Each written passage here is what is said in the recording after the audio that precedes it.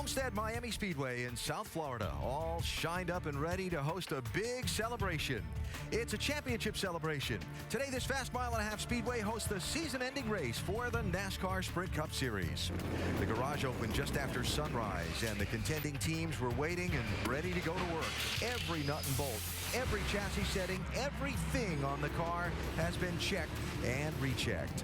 The fans coming in have been doing their tailgating and souvenir shopping, all expecting quite an intense afternoon on the Homestead track as the series of unpredictable events that has been the chase for the Sprint Cup comes down to one final race.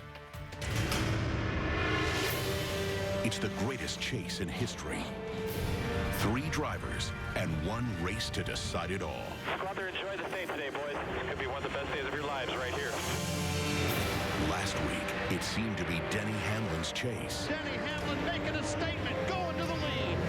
Until a critical decision destroyed his dominating performance. Mike Ford told Denny Hamlin, we are 12 laps short on fuel. I know that was ugly. Everybody made it on fuel, is that what you're telling me? That's something we've definitely got to work on. High risk paid off for the 48 team. Can Jimmy Johnson make it? We're going to start backing you off here, start saving me some gas. Who gambled everything to continue its historic run. Great job, everybody. Love it when a plan comes together. Now, the chase ends at Homestead, where anything can happen. Will Denny Hamlin handle the pressure? I'm so happy to put pressure on the 11 team. With Jimmy Johnson in his mirror? These guys better be on their toes. Will the 4-time defending champion's unstoppable belief drive him to 5? Gas it up, man. Let's go. Difference between trying and doing, baby. Let's do it. Or will Kevin Harvick step up and steal the spotlight? This is our time right here to make it happen. 3 drivers chase the cup in a final battle of will. Searching for a defining moment, heading for an epic finish. Dig deep, boys. We know what we got to do. Go get them. It's a delicious recipe for a season finale, ready to play out on an 80-degree afternoon. And ESPN welcomes you to NASCAR Countdown for the championship deciding race, the Ford 400 at the Homestead-Miami Speedway in Homestead, Florida. Within the 43-car field that'll go all out for the win in the race are the 3 drivers who will go all out for the win in the championship. Denny Hamlin begins the day a mere 15 points ahead of Jimmy Johnson. That gap from first to second has never been this close in the chase entering the final race. And Kevin Harvick lurking in 3rd place, 46 points back. A tougher road to the Cup, but still very much in contention as this 400-mile finale begins. A new champion could be upon us. Denny Hamlin, he's young, he's fun, and he's emotional. But for a guy who's on the cusp of winning his first ever NASCAR championship, he's not the bundle of nerves his competitors hoped he'd be. Instead, he's been in the social scene in Miami this week, celebrating upon a yacht for his birthday. He went to a Miami Heat game where he met LeBron James. But still, the focus remains. He wants to be the guy to beat Jimmy Johnson. And after 8 wins this year, he's proven he can, but today he starts way back in 37th. His nickname is 4-time. That means he knows. Jimmy Johnson has been there. Jimmy Johnson has done that. This weekend has been one of routine for the 48 bunch, with one exception. In each of his 4 championship runs, Jimmy Johnson has always come into this race as the leader. Today, he's behind, reaching for a handful of championship rings. It has been over a decade since Richard Childress Racing last won a Sprint Cup championship. Last year, Kevin Harvick missed the chase by a whopping 590 points. Today, both hope to put the finishing touches on what has been a remarkable return to prominence. Kevin Harvick can finish no worse than 3rd in the final point standings, but he could also win a championship, so expect him to drive like he has nothing to lose. Today, Harvick will be aggressive, relentless, and oh yes, maybe a little bit intimidating, just like the man who drove this car to championships before. 3 great racers hoping to add this trophy to their already vast collection. But this one is special. It's unique. For Denny Hamlin, it represents the impossible after an early season knee surgery. For Jimmy Johnson, it's a 5th cape in Superman's closet. For Kevin Harvick, It's not just his first title, but the first for his team owner since the passing of the great Dale Earnhardt. 3 racers, infinite emotions, 1 Sprint Cup. And here's what we're hoping for, that they have to race for it head-to-head on the track right down to the last lap. And if that does come to pass, our ESPN pit studio is going to be rocking with 4 grown men jumping up and down inside like little kids. Welcome to the season finale edition of NASCAR Countdown. Alan Bestwick with former champ Rusty Wallace, team owner Brad Daugherty, and champion crew chief Ray Evernham. For those involved in the title fight, what's this day like? A lot of pressure on them, Alan. There's no doubt about that. Really, they have no idea what to expect. They're really nervous about it. Yeah. But I will tell you one thing. You look at the finishing averages of all of these guys. They have all got 6th place finishing averages. They're very, very equal in that term. I watched them all in the last practice last night. They all look fantastic, almost equal. So it's going to be a shootout right to the very end. But I will tell you, they're all nervous. You're exactly right. The anxiety is almost palpable here. It's unbelievable. You can feel it in the air. It's been a long day already before we've even gotten started here. And unlike stick and ball sports, the thing that these guys are concerned with is what they can't control. What happens to the race car and the people racing around them all day? What do those people do that could hurt their opportunities? And that anxiety will only go away when that green flag drops. This is the worst time, championship weekend. When you come in that gate in the morning, you just want the day to get going. You want to race because that's your comfort zone. So the guys are not only going to have to know where their car is, they're going to have to understand their surroundings. That little monitor, the monitor on your pit box as a crew chief, that's your best friend today. Thinking about this championship today and how it might play out brings back some memories of some great past 3-way title fights in the final day of the season. How about 1992? Oh, man, the comeback kid, Alec Quickie, stood on, got it done at the very last minute, beat Davey Allison, beat Bill Elliott. It was a shootout, only won by 40 points. It was amazing. Ray, you were involved in a great one in 97. Oh, my God, it still makes my stomach hurt. We had to finish 17th. We wrecked the primary car, had to go to backup, finish 17th position on the last lap of Atlanta, and beat DJ by 14 points. Woo. Had a good one in 2004. Yeah, Kurt Busch had an interesting day, all kinds of issues going on, but did a great job to close out his first championship run in 2004. Led by 21 starting the day, won the title by 8. Which brings us to today. 3 drivers, 46 points apart, just 15 points between first and second. So how close is this championship? So close it really is about head-to-head today between Hamlin and Johnson. If Jimmy earns maximum points, which you do by leading the most laps and winning the race, Denny Hamlin can finish second and get bonus points for leading a lap and still not win the championship. While if Harvick earns max points, Jimmy can finish no worse than 4th, Denny no worse than 7th, or Harvick's going to win the Cup. 2 of the 3, Hamlin and Harvick starting deep in the pack. Johnson starts up front. What's it mean for today? It means a lot. It really does. Talk about Jimmy Johnson. I mean, we talked about, hey, they're 15 points apart. That was last week. That was after the race was over. Denny Hamlin did not qualify good. He's back in 37th. So what that means, when Jimmy Johnson takes that green flag, he's going to have an 83-point lead over everybody at that point. It will be a fluid situation throughout the day. It should be a fun season finale. On the championship edition of NASCAR Countdown, we'll discuss all the various situations surrounding the efforts to claim the Cup. Denny Hamlin looking to be the one to stop the streak. Jimmy Johnson trying to keep the drive for 5 alive with a come-from-behind victory. And Kevin Harvick looking for the ultimate upset in the final race. Bottom line for all, find some way to finish the day as number 1.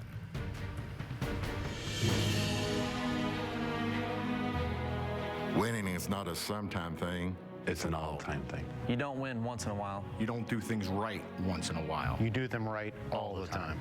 Winning is a habit. Hope everybody enjoys the race. Running a team is no different than running any other kind of organization. The object is to win. To beat the other guy. Maybe that sounds hard or even cruel, but I don't think it is. You're by far the fastest car out there, so just take care of it. And in truth, I've never known a man worth his salt Who, in the long run, deep down in his heart, didn't appreciate the grind, the discipline. There's something in good man that really yearns for discipline and the harsh reality of head-to-head combat. That's what I'm talking about. All right, Buster, anytime, go get him. I firmly believe that any man's finest hour, the greatest fulfillment of all he holds dear, is that moment when he has worked his heart out in a good cause and lies exhausted on the field of battle. Victorious. We did it, boys, finally! Woo! Victorious. Victorious.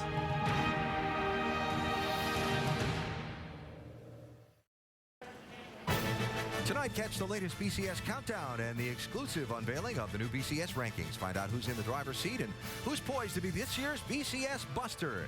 It's BCS Countdown presented by Tostitos. It's on ESPN Sunday at 6 Eastern. Continues at 8:15 Eastern. For more, log on to ESPNU.com. Beautiful day to be at the racetrack. Some of the fans with the pre-race access passes getting a close-up look at the stage where the trophy will be presented to the NASCAR Sprint Cup champion. After 400 milers, it'll be one of 3 drivers. We began the chase crunching some numbers about what it would take to win the Cup. 9 races later, it's added up to an unpredictable sum with a lot of crazy variables.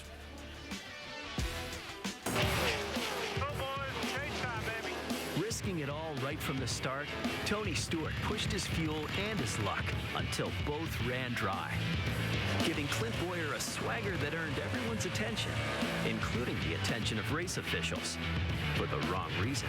NASCAR stripped Clint Boyer of 150 points, crushing his championship hopes. But Jimmy Johnson delivered. The drive for 5 is back alive. 7 drivers claimed the top positions in Kansas. None could claim to have made it close for winner Greg Biffle.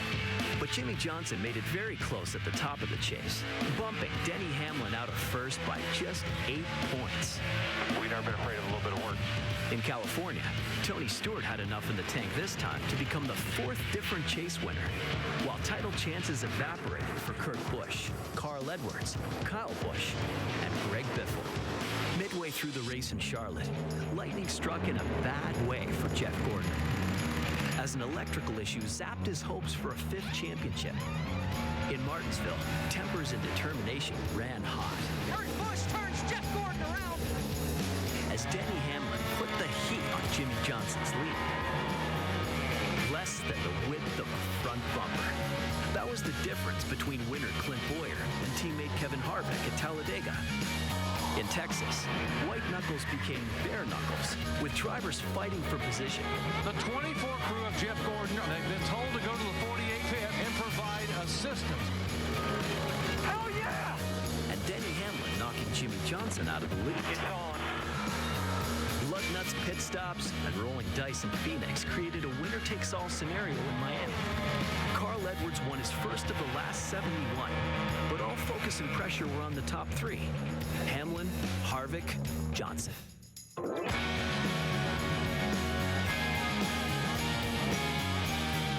It has been an eventful 9 races so far in the chase for the Sprint Cup. Very fun championship for us to have watched, and certainly no one would be more pleased about that than our guest inside the ESPN pit studio, NASCAR Chairman and Chief Executive Officer Brian France joining us. Brian, thanks for the time. Considering all the things you changed and adjusted going into 2010, the cars going back to a spoiler, the new way of officiating, let them race, if you will. How do you view the season? Well, we're real pleased. Obviously, the level of competition is as good as we've seen in a long time. And then, the best drivers all year, well, they're the best drivers today going for the championship. And look at the last 2 or 3 races, which tells us what we know. When you put a lot on the line for the best drivers in the world, they elevate their performance. We're seeing that in the pits, on the racetrack. We couldn't be happier. It's going to be a fun day. Hey, Brian, the 1 p.m. start time seemed to have possibly affected the crowds and the TV ratings in maybe a negative way. Any thought about going back to a different start time, or maybe even going to Saturday nights more? Well, we're going to look at that. Obviously, we tried for a little bit of a continuity on the start time, knowing we were going earlier in the day, less homes in use, so there's no question that can have consequences, and we'll be looking at that in the offseason. What type of changes will we see, Brian, next year in the Cup as well as a nationwide series that'll help determine the champion? Well, we like the rules package, number one, for all the divisions. What we just, like I said, what we now know is, and by the way, almost every league or tournament is looking at either adding teams, expanding a tournament. That's right. Not uncommon in this era for all of the sports leagues to take a look at how they their playoffs and so on. And we'll be doing the same thing. We like the idea that when there's a lot on the line, the performances get better, the excitement goes up. So we'll be looking at that.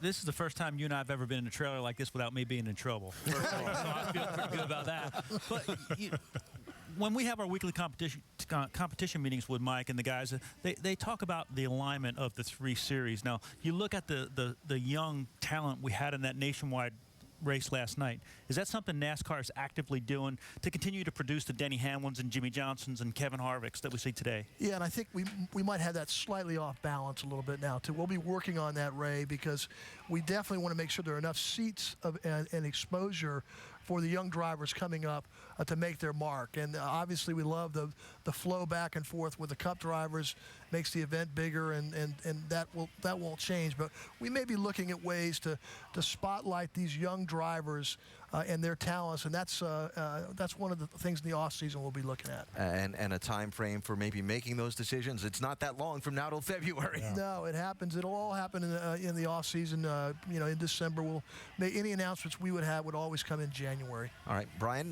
Well, you get to pass out a trophy today to one of 3 guys, and we look forward to seeing that later this afternoon. Should be a great race. Absolutely. We're looking forward to expecting just that. The Chairman and Chief Executive Officer of NASCAR, Mr. Brian France, he's going to get to pass out that trophy to maybe Denny Hamlin, or maybe Jimmy Johnson, or maybe Kevin Harvick at the end of the day. Denny Hamlin says it was this race a year ago that made him know he could be champion. He has the chance to become that today. He's sure going to have to work at it.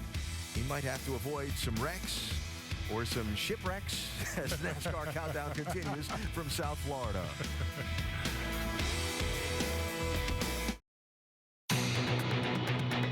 We are witnessing a dominant performance today by Denny Hamlin. Denny's just locked up, leading the most laps in this race. Seen over the years how important it's been to have those bonus points. At best, we're about 12 to 13 laps short on fuel right there. Go ahead and pit this time. It'll be right side tires and fuel for Denny Hamlin. Hamlin comes back out, and he is a lap down right now. The big question is, can Jimmy Johnson make it on fuel? Johnson in 5th, Harvick in 6th place. Everybody made it on fuel. Is that what you're telling me? You ended up 12th. You still have a 15-point lead. Check out how the fuel mileage shuffle at the end of that Phoenix race changed things for today. With 15 laps to go, Denny Hamlin, who had dominated the race, was running 2nd. He ended up 12th, while Kevin Harvick was 12th with 15 to go and ended up finishing 6th. That's a 52-point negative swing for Hamlin and a 66-point positive swing for Kevin Harvick. NASCAR Now lead reporter Marty Smith recently sat down with Sprint Cup leader Denny Hamlin and talked about lessons learned that have him believing he's ready to be the champion. Hamlin will come down and take the checkered flag for his 4th win in 2009. Way to go. So proud of you, man. Come a long way. I was so confident. I remember stepping out of that car at Homestead. I was like, you know what? I figured this out. I know how to win a championship now. And I said in victory lane, I says, within the next 2 years, I'll be a champion. This was Denny Hamlin 1 year ago, celebrating victory at Homestead. But still in the background, watching Jimmy Johnson's record 4th straight Sprint Cup championship. In that moment, Hamlin says he envisioned his future and set his sights on greatness. Until his plans unraveled in January, when he tore his ACL playing pickup basketball. I didn't realize how big of an injury this was or how it was going to affect me in the car. And we make a decision to go ahead and get the surgery done and basically throw away our season. Without a doubt, I was the most depressed that I've ever been in my whole life. When I got out of that hospital and came home and started working on therapy, it was almost like rebuilding myself. 10 days after surgery, with rehab ongoing, he climbed behind the wheel at Phoenix International Raceway. Casey Mears sits still on top of the pit box. Hamlin is going to try to run the whole race. What did you learn about yourself that night? Phoenix was hell. There's no way I should have been in that race car. 2 years ago, I would have got out of this car without a doubt. But the team leader in me just stepped up right there and said, I'm going to stay in this car and fight for y'all. And it didn't matter what I had to go through because I'm the one who put us in that situation, and I had to be held responsible. 2 weeks later, we're in victory lane at Texas. Denny Hamlin playing hurt here today at Texas Motor Speedway is the winner.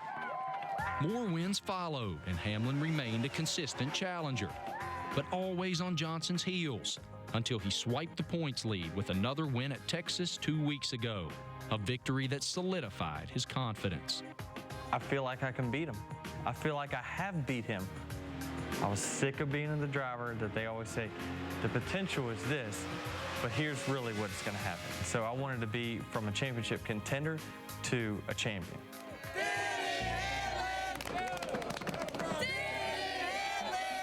With 8 victories and a growing fan base, Hamlin is also enjoying the perks that come with being a Cup star.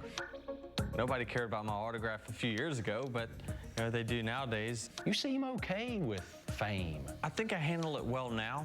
I don't necessarily think I handled it well the first couple years. All I cared about was myself, and nowadays I feel like that's not the case. I'm the total opposite of that now. I feel like I'm the same person now than what I was when I was 15, 16 years old. I just have a little bit more money. Now let's hypothetically say you win this thing. It's going to be a whole lot of fame that comes not just with your first Cup championship, but being the guy that sends Jimmy Johnson packing. I want to be that guy. I want to be the guy that walks in and people's like, that's the guy that beat Jimmy Johnson, kept him from winning 5 in a row. That, for me, would be the most satisfying feeling I've ever had in my entire life. Well, Jimmy Johnson has been in this position before, trying to lock up the championship on the final day. Denny Hamlin has not. Does that factor in? How does it factor in? I think it does factor in. Jimmy Johnson's got all the experience. He's been doing this for a long time, guys. Denny Hamlin does not.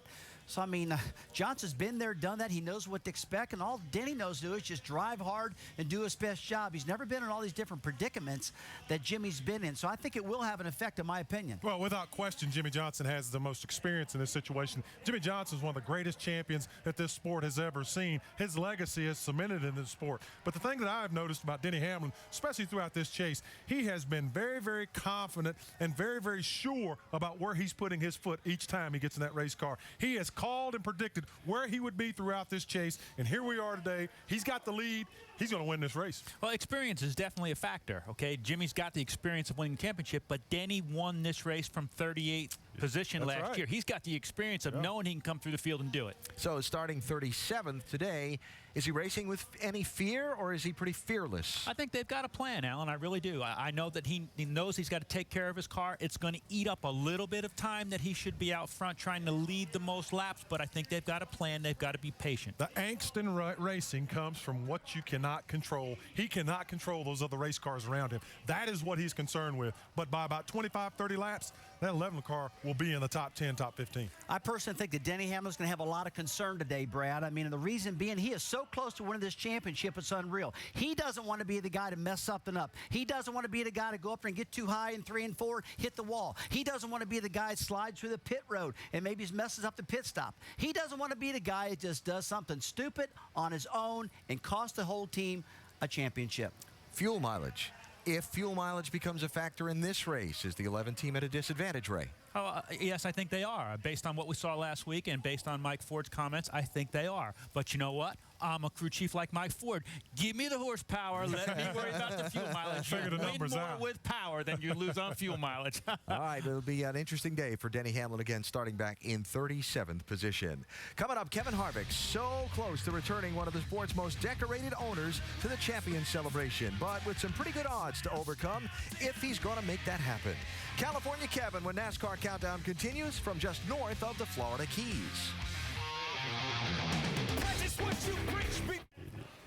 The AT&T Fastest Pit Crew of the Year award has been wrapped up, and you, the fans, selected the 24 team as the winner, a team that went beyond the call of duty and jumped in to help the 48 team these last couple of weeks. In honor of the 24's accomplishments, AT&T has donated $25,000 to Victory Junction, a year-round camp serving children who courageously battle a variety of health issues. Congratulations again to this year's AT&T Fastest Pit Crew of the Year, brought to you by AT&T.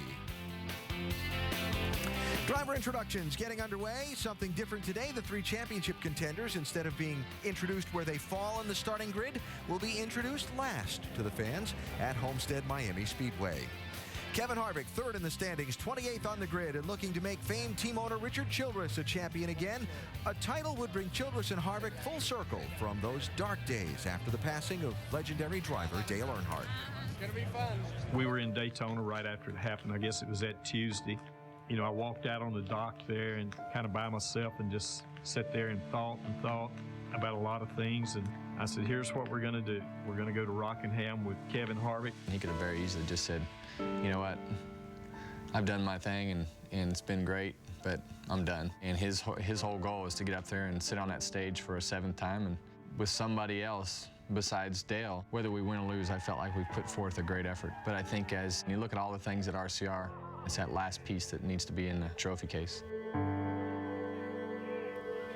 Well, Harvick and Childress will have to make some history to win the title today. In the 2 instances where the champion rallied from behind in the final race, the deficit overcome was 2 and 30 points.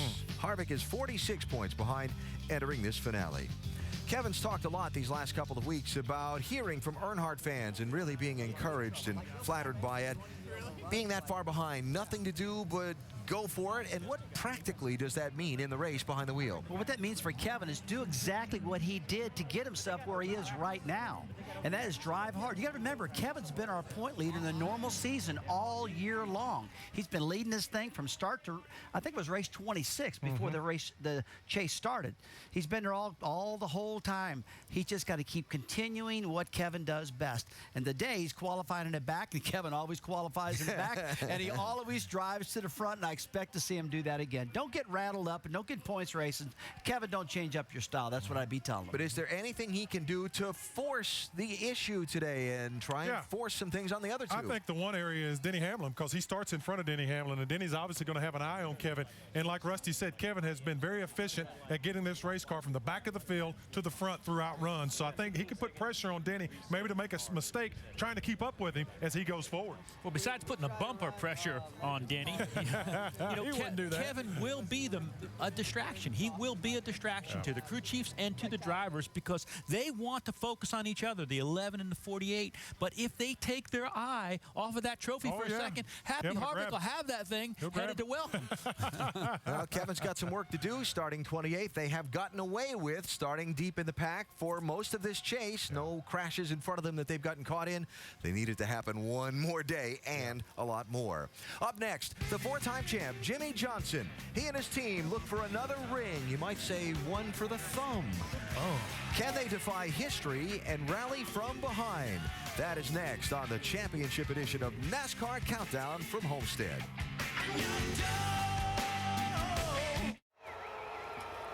The spectacular sunshine of South Florida in November, making the Sprint Cup Championship Trophy sparkle at the Homestead-Miami Speedway. 1 of 3 drivers will celebrate winning the title that trophy stands for not all that long from now.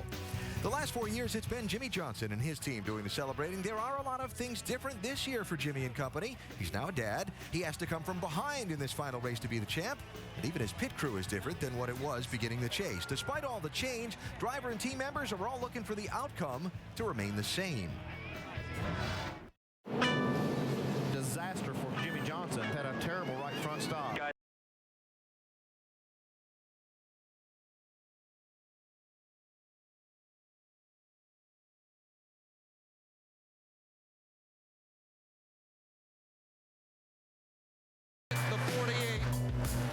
We've had a few months of some subpar pit stops. Definitely not as consistent as what we want them to be, and definitely not up to the potential of our team. When we saw the 24 go out, we knew we had an opportunity to bring in the pit crew from the 24, and basically Chad just kind of turned and wanted some reassurance. I just kind of said, we need to do something, otherwise we're just going to be even farther in the hole. We had a golden opportunity to make the change and just see if it could help. The 48 of Jimmy Johnson, yes, that's Jeff Gordon's crew pitting it. And you can see what it translates to on the track. You know, it doesn't happen very often in this sport. Most times, pit crews don't get sat down like a pitcher would. We've had to make decisions about race cars. We've had to make decisions about engine packages, and the pit crew was another decision that had to be made. I think after they all thought about it, they were more relieved almost, because they knew they weren't performing, and they didn't want to be the reason why.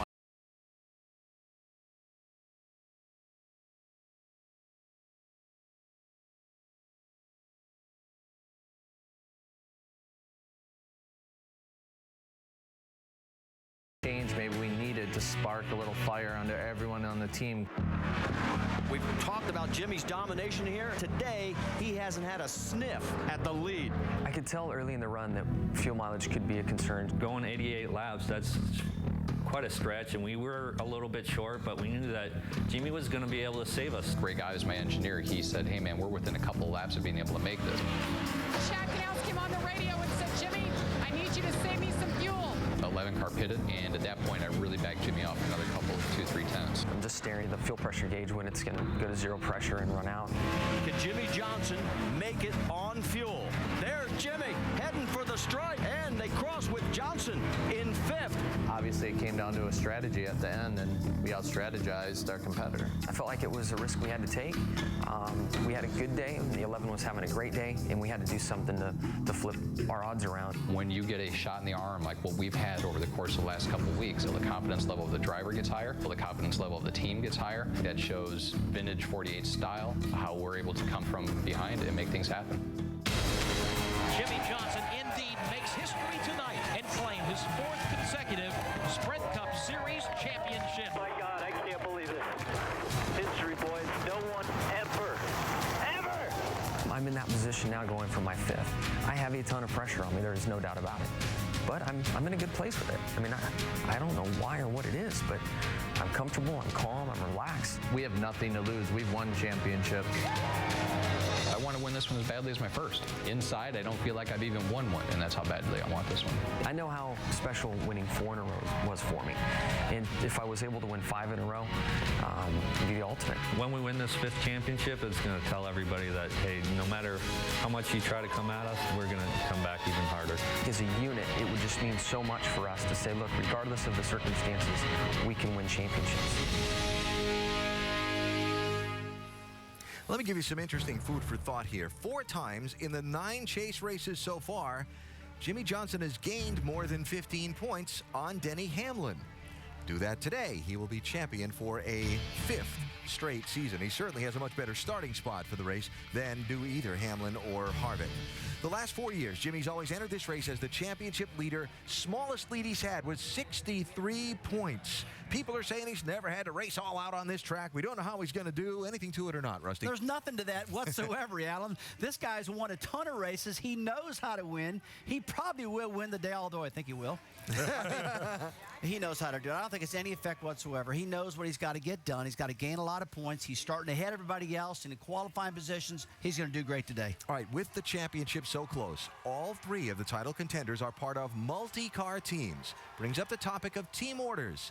If a team needs a couple of spots toward the end of the race to assure themselves of the championship, does an owner like Richard Childress, Rick Hendrick, or Joe Gibbs give the nod to one of his other cars to give up a spot or 2? Will we see team orders today? Absolutely. If it is not blatant and if it is needed, I mean, I don't believe we'll see guys crashing guys out, but if a spot needs to be given up and it's the difference between winning the championship or not, I believe it will absolutely happen. Yeah, without question. Winning a championship for your team, for your car owner, for your manufacturer is of huge importance. So, yeah, you will see that if it's needed to happen. Now, you said, Ray, not blatantly. NASCAR has met with all 3 of these team owners and told them they don't want to see team orders determine this championship. They want the drivers to race it out on the racetrack. They've also said if there's an incident on the track, just for example, one of Joe Gibbs's non-championship cars gets into Jimmy Johnson and crashes him, whether intentional or not, there could be consequences back to the Gibbs team. So it'd be interesting to see. the 11 car. Yeah, how all of this plays out during the day. It'd really be interesting to see, for example, if Mark Martin or Kyle Busch is leading the race in the last few laps and Denny Hamlin needs that spot. Yeah, well, Joe Gibbs thought that winning the Super Bowl was tough. You ain't lying. You ain't passing Kyle Busch. You can forget that. Gonna be a lot of fun and fun for us to watch and talk about. Up next, some of the non-championship stories of this Ford 400, including the pole winner Casey Kane, plus the team with more wins here than any other, who will be very strong today. Roush Fenway Racing, worth keeping an eye on. Still got some big fish to fry as the 2010 finale NASCAR countdown continues. I love groupers. Grouper sandwich right there. With some coleslaw and onion rings, baby. It's a big, big day for the NASCAR Sprint Cup Series. NASCAR Countdown getting you set for the 400-mile finale on this very fast mile-and-a-half track in Homestead, Florida. 3 drivers in a wide-open 3-way race for the championship.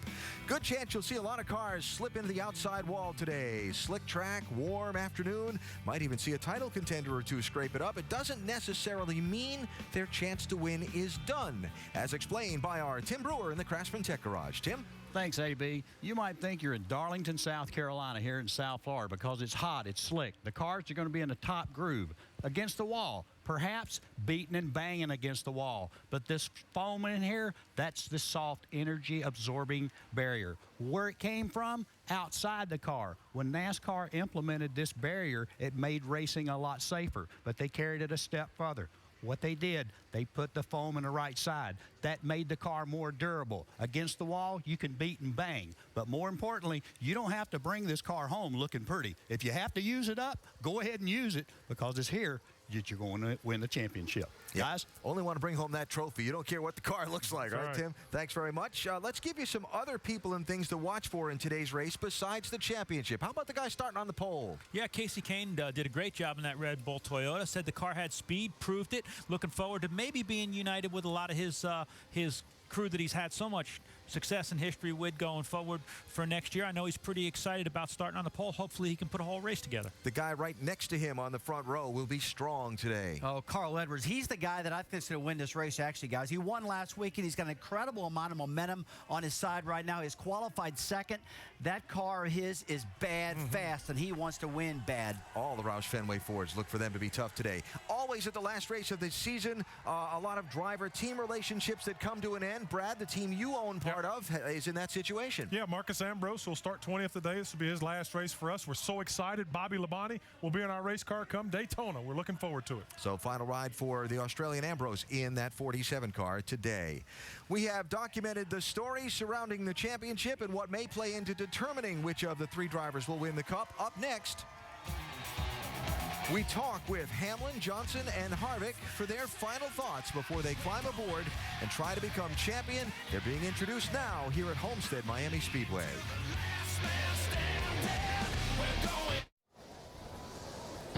Homestead-Miami Speedway, where the championship deciding race is getting set to go. On the stage now, the 3 drivers who will compete for the Cup today with a photo opportunity. They've just been introduced to the crowd here at Homestead-Miami Speedway. There is the prize, the NASCAR Sprint Cup Championship trophy. One driver, one of those 3, is going to take it home at the end of 400 miles. Don't forget, at the top of the hour, our coverage of the race moves to ESPN. Keep the remote handy. But first, let's hear from the title trio. Jimmy Johnson now with Dave Burns. And of course, Alan, we don't award the points today until the race is over, but Jimmy outqualified the other guys by quite a large margin. So, are you 15 points behind going in, or 83 ahead, as some have said? Well, I've been thinking 15 down. So that's the reality and what it really is on paper right now. So there's 400 miles to run and a very hot, slick racetrack that's going to really challenge everybody today. So I know we're up for the challenge. Very, very proud of my race team and everything we've done to get to this point. Look forward to trying to win this thing today. You received some help on pit road recently. How much has that given you confidence, the speed those guys have had on pit road? Yeah, they kept us in the hunt last weekend. In fact, I just accepted a trophy on stage for my guys for being the fastest ones on pit road last week. And we're going to need everything we can get this weekend. And I really look forward to showing everybody what type of team we have at Hendrick Motorsports, and hopefully the Slows and Paulas in victory lane and up on the front stretch having a good time afterwards. I got to ask you, you've woken up in Homestead a few times getting ready for a championship run here. Did this one feel any different this morning? Yeah, I mean, they've all felt different.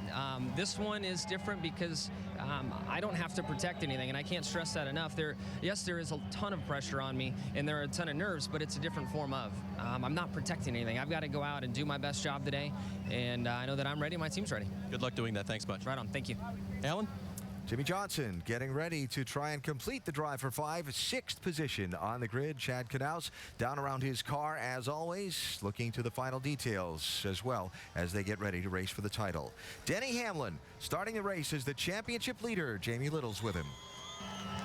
Well, we could be just 4 hours away from Denny Hamlin realizing a lifelong dream, Denny, but this is it. What has the last 24 hours been like getting to this point? I was fine up until the last half hour, but I guess you're not human unless you're nervous, I guess, in these situations. And But you know what? As soon as I get in that race car and that green flag drops, that's my comfort zone. That's where I feel the most comfortable. And, you know, we're just going to try to make everyone at FedEx proud today. I know Fred Smith and all those guys are here watching, and we worked awful hard to get to this point. Well, you're going to make it exciting. You qualified way back, farther back than the other two competitors, 37th. What is your approach today?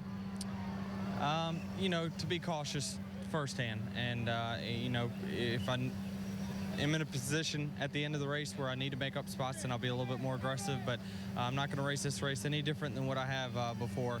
I told Mike I didn't want to know where those guys were. If they're right there in front of me, then that's fine. If I can't see them, there's nothing I can do about it. So, you know, for me, I'm just going to go out there and try to do my job. Well, good news for Denny Hamlin. Only 2 times in the history of NASCAR has the points leader at this point given up the championship. So the 3 drivers have been introduced to the crowd. We'll hear from Kevin Harvick momentarily. He's going around the track in the back of the pickup after the introductions. How about Jimmy and Denny? And opposite mindsets there just before they climbed aboard the truck. And by the way, having to ride around the racetrack together. Denny's been very, very honest. I really admire that. Jimmy signed an autograph for him. Look at that. There you go. 4 times. A reaction to what you just heard from Denny and from Jimmy. I saw a lot of confidence in Jimmy Johnson, and I saw nervousness in Denny Hamlin. But Denny's exactly right. When he gets in the car, that's all going to go away. I went through this personally. I know exactly what he's feeling. And when you hit the switch on that dashboard of that car and 900 horsepower light up, it's all different. I'm curious. They can talk to each other? No. Jimmy, I think Jimmy's playing little head games with it. He's not going to say anything to him. Look at it. Anything more than just signing the tickets of the people that are driving the truck. Oh yeah, they're going to have a conversation. He's like, yeah, my car is so fast today, man. There you go. All right, here's what I want to know. Get my pen back. I want to put you guys in the position of being the last person to lean in the window and say something to each of these guys, Harvick, Hamlin, and Johnson, before they fire the engine and go off into this race. You know what their situation is. You know what the scenario is. What's the last thing you're going to say, Ray, to Denny Hamlin today? I'm going to say, buddy, you're the best. You brought us here. We've come this far. We're here. We're ready for you. Let's go finish this. It's pretty good. That is excellent. And for Jimmy Johnson, Brad, if you're the last guy, what are you saying to him? I'm looking at Jimmy Johnson. I'm saying you have won 4 championships in a row. You are unlike any other champion in this sport. So all I need to know after we finish today, are we going to Ruth Chris or are we going down to Joe's Stone Crab? Because you surely know how to take care of business here. I'll take care of the reservation. Oh, man, I'm going to tell Kevin Harvick when I peek my head in the window at him if I was his last guy there and say, Kevin, just do what you did all year long that got us here. But I'm going to give you one piece of advice at this racetrack here today, Kevin. Don't get too close to that wall in 3 and 4. A lot of guys been crashing in practice. Don't tear this car up. Run hard, buddy. You know how to do it. Fascinated by the conversation ongoing between these two before they race for a championship. We heard from Jimmy and Denny. Let's hear from Kevin Harvick with Dr. Jerry Punch. Thank you very much, Alan. And Kevin, this year NASCAR's allowed you boys to have at it. So with that in mind, how aggressive will you be in terms of the fender and bumper if you're just that close to a championship? Well, I think if you're in that position, you do whatever it takes to make whatever you need happen. So we're going to go out and race hard and you know, try to take it. We know after happy hour you were definitely happy, Harvick. You know, what is the strength of this new race car you're driving today? Yeah, well, you know, the key here this weekend is just keeping your car underneath you for the whole run. The tires fall off really fast, and you got to be able to make your car last over the long haul. So we've kind of veered away from making our car go fast, just make it comfortable. Do you light the fires early on, starting 28th, or are you patient and worry about some points early on? Well, I don't think we're going to be patient. I think we need to go out and do what we need to do, but we need to be smart as well to make sure that, you know, we don't get into the wall and the track's going to be slick, and I think there's going to be, you know, some guys that do that. So we just got to take care of that part of it. Feel good about it? I love it, and this is what we live for. All right, man, good luck to you. Kevin Harvick, guys, feeling good about what's going to happen today. Alan? They live for it. They've worked all year for it. And they are getting ready to go and race for the championship in one final day here at Homestead-Miami Speedway in South Florida. Now look at the crowds as these two guys work their way back towards their car. Well, I'll tell you, that's great. Kind of an icy handshake there. This is great. This is what we've been wanting in this whole playoff scenario. We've got what we've asked for. Now we get to watch it unfold over the next 4 hours.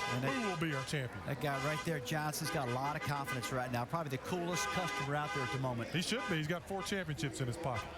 I wish you luck today, but not too much. That was, I think, that little handshake there a minute ago. You know, Kevin Harvick made a point about the slick racetrack and the hot weather. This race has started late afternoon, finished after sunset at night for the last several years. Now it's going to be an all-daytime affair. It's going to finish in the peak of the afternoon sun. Ray, how's it going to affect things for the race teams? It's going to continue to get slick. That sun is going to beat down on the rubber and the oil that's laid out throughout the day, and it's going to continue to get slick. It's not going to get cooler and get more grip. It's going to get less. So the guys are going to have to stay ahead of tires and small adjustments. This race could come down to either an adjustment or a final pit stop for 2 or 4 tires. Alan, I can't stress enough, these guys need to stay off this wall. We've seen a lot of crashes. And the groove at this particular track is right dead up against the wall. If they slip, this can mean disaster for Denny Hamlin, Kevin Harvick, Jimmy Johnson, or anybody. Now, something I want to point out, as you get ready to race 400 miles, particularly with the championship this close, it's almost one of those things that doesn't need to be said but needs to be said. Every lap and every mile counts. An average of 18 cars finish on the lead lap in these Homestead races. If you're leading at the white flag and you don't finish the last lap, that's an 84-point swing. Remember 2003? I know Ray remembers 2003. Yeah. Bill Elliott was leading this race off of turn number 2. And he got a flat tire, and he didn't win, and it cost him a number of points, and in this case today, it would be enough points to make a difference. Why you got to do that to me? Why you got to do that? Sorry to say, you provided us with the illustration that is so important for this day. Every lap counts, every position counts, and you don't pay the points until the checkered flag waves. That is what's made this the best chase in chase history, because all of these things factor in, and we're going to see a race to the checkered flag today for our champion to be crowned. I can guarantee you one thing. They're down there right now figuring the fuel mileage, seeing how far they can stretch if they got to, talking to their drivers about how to pedal it, do whatever needed to do. It's going to be a factor today, I do believe. And no matter what, you just want to shout out a thanks to these 3 teams and these 3 drivers for giving us the best and closest chase that I've ever seen. And as a fan, I appreciate it. Only twice since the current point system was implemented in 1975 has the driver leading the championship entering the final race not won the title. Never have the top 2 entered the last race in the chase era this close. What will the story be? Who will the champion be after 400 miles? Will it be Johnson with his 5th? Will Hamlin stop the streak? Or will Kevin Harvick pull the upset today? Our coverage for the season's final race moves over to ESPN. It's coming up in just a few seconds. Grab the remote, make the move with us right now.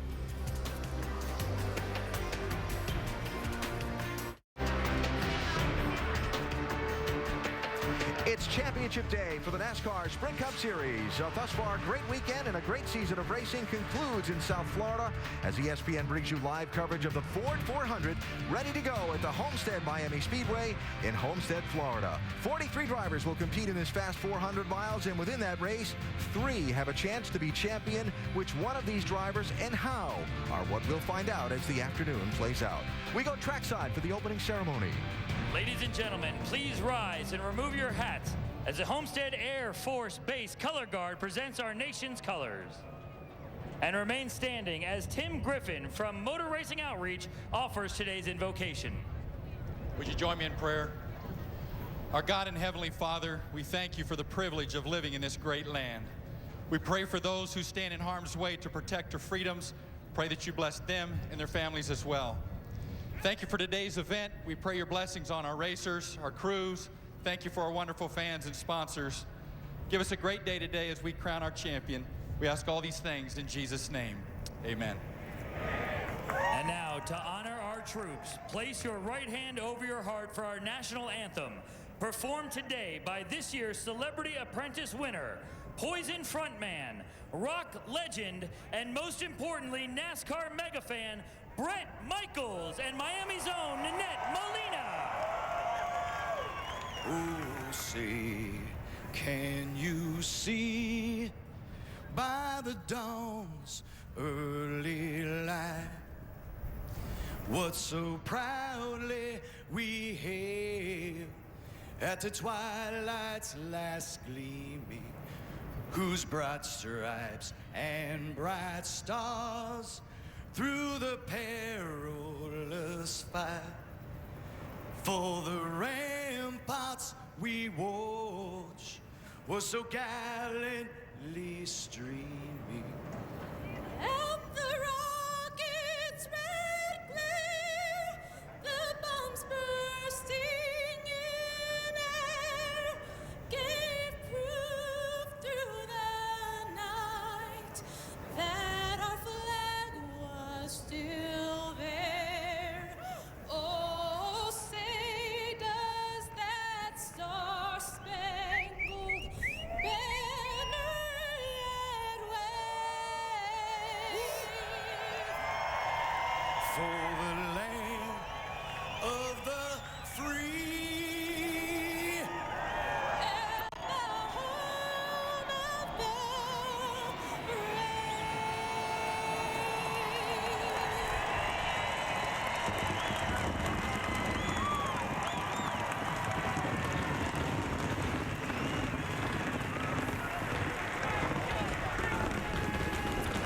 A season's worth of work comes down to one 400-mile race. Who's going to win the race and the chase? The engines fire at Homestead-Miami Speedway next. Ford 400 at Homestead-Miami is brought to you by the new 2011 Ford F-150, built Ford tough, and Coca-Cola. Open a Coke and enjoy the race.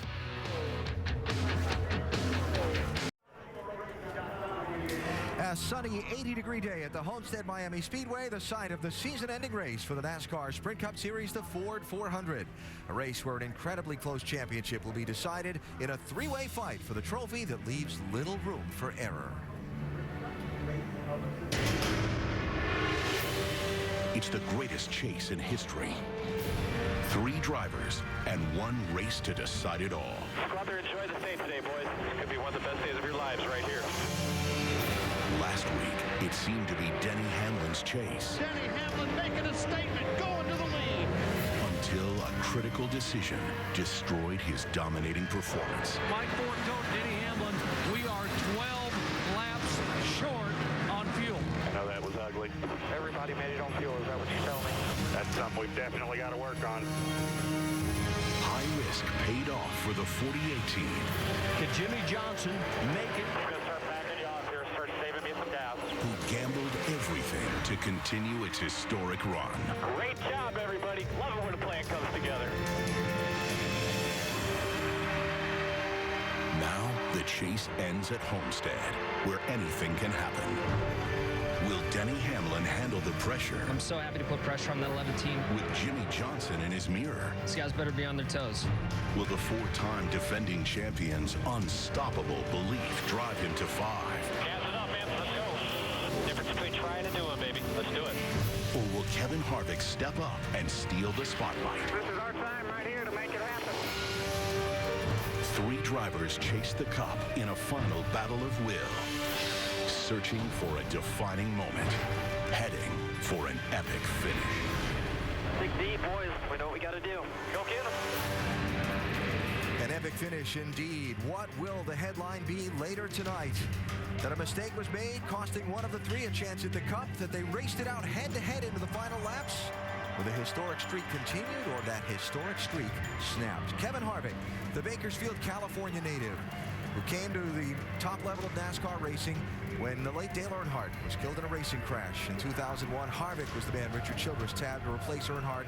He could bring Childress back to the championship stage today. Jimmy Johnson, also a Southern Californian, came from racing dirt bikes in the desert to become one of the greatest, if not the greatest, NASCAR champion ever. In this age, certainly so. 4 consecutive championships. It's never been done before. He could extend that streak to 5 today, but he's got to rally from behind. And Denny Hamlin, not all that many years ago, he was welding trailer hitches for a living, racing cars at local Saturday night short tracks. Today, he stands on the verge of being a champion at stock car racing's highest level. With Coach Joe Gibbs and his team behind him, Hamlin tries to protect the lead and race to his first Sprint Cup title today. We go trackside now for the command to get it started. Race fans, fans, are you ready? The time is now. It's time for the most famous words in motorsports. Here to give the command for the final time in 2010, please welcome our Grand Marshal, legendary singer, Celebrity Apprentice winner, and star of the new hit VH1 show, Life as I Know It, Brett Michaels. Miami, Florida, are we ready to go racing? Woo! Here it comes. Gentlemen, start your engines. Crank them up, Jim. Crank them up. Fired up. Crank it. Fired up. All right, my man. Fired up. Fired up. Fired up. You crank it up. That'd be rocky.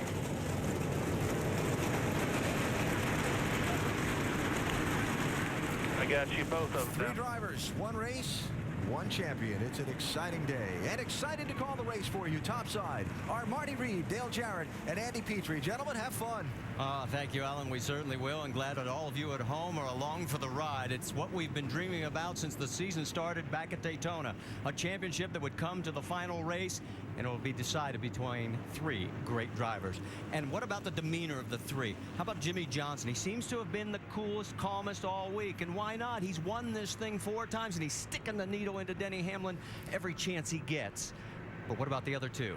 Well, Denny Hamlin, all the pressure is on him. The other 2, they want the spot that he occupies in the points when this race is over. So I think he's done a really good job of hiding it, but he's nervous coming into this race. He's starting back in the pack, and right now especially, he knows that he's got a lot of work to do, and he's a little nervous about it. He's managed those emotions pretty well all week. I expect him to drive a good race, but he's never driven a race with so much at stake as it is today. And with Kevin Harvick, what we've seen is a very relaxed competitor. He really is relishing this moment and this opportunity that he has. He knows that he's an underdog in this, and he has to have some help for all of this to happen, but he's ready to do his part. They brought a brand new race car. They brought the best engine they've ever taken, so they've got the best equipment here for him. He's ready to do the challenge, and he's not going to let anybody, any competitor, get in his way trying to go to the front today. All right, let's talk about the crew chiefs and pit road. What's the strategy? Well, there can be no predetermined strategy for the crew chiefs and the teams on pit road because it's really that close. It's too tight to be having that kind of strategy to protect the lead. So they're going to have to roll with the punches and handle each situation as it comes up, and I think that's going to be the key today. Yeah, and as a driver, you have to put 100% of your trust in the crew chief. He's what's got you to this point to have this great opportunity. You have to be on the same page, thinking wise, but you do want to know and be kept abreast of everything that's going on within your race team and the others. We might not have seen all of that happen with the 11 team last week. I think Denny Hamlin wants to be a little more informed this week, so we'll see how that works. Well, let's talk to the crew chiefs. We've talked to the drivers. Dave Burns, you've got Chad Knaus. Standing here with him, he's shaking the guys' hands who go over the wall for him today. They're new to this whole thing with you. This is the first time since 2005 you've had to race from behind here at Homestead. What kind of a mindset did you try to give the crew, old and new? Well, it really wasn't much needed effort at all, really. The guys are really motivated, ready to go.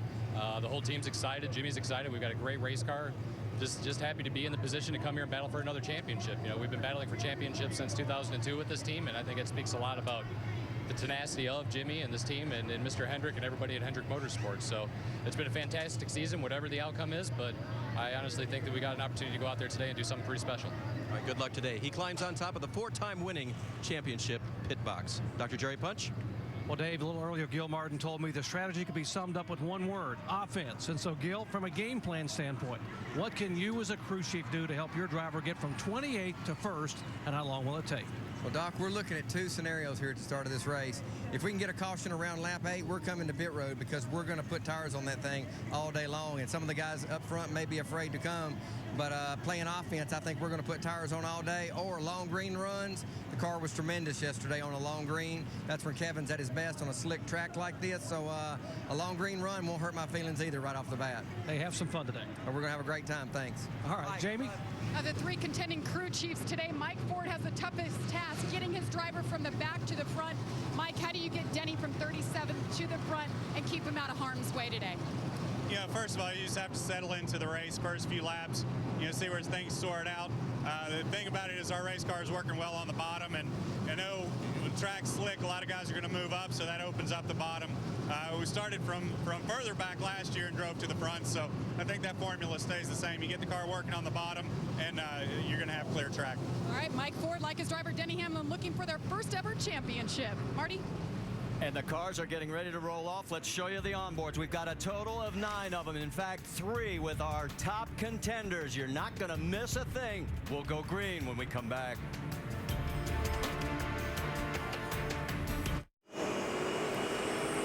The moment at hand is just a few ticks of the clock away here at the Ford 400. Cars are on the pace lap here to decide a championship, a moment in time that will last forever in the history of this great sport. To give us the big picture before we go green, let's go to Vince Welch. There are 36 point-scoring races during a Sprint Cup season, but this one is more than just another race. For these 3 championship contenders, the next few hours will feature moments that will define their careers, maybe shape their legacy. Some spend an entire lifetime chasing a championship, and some never satisfy their hunger to win another. This day, this race is what they live for.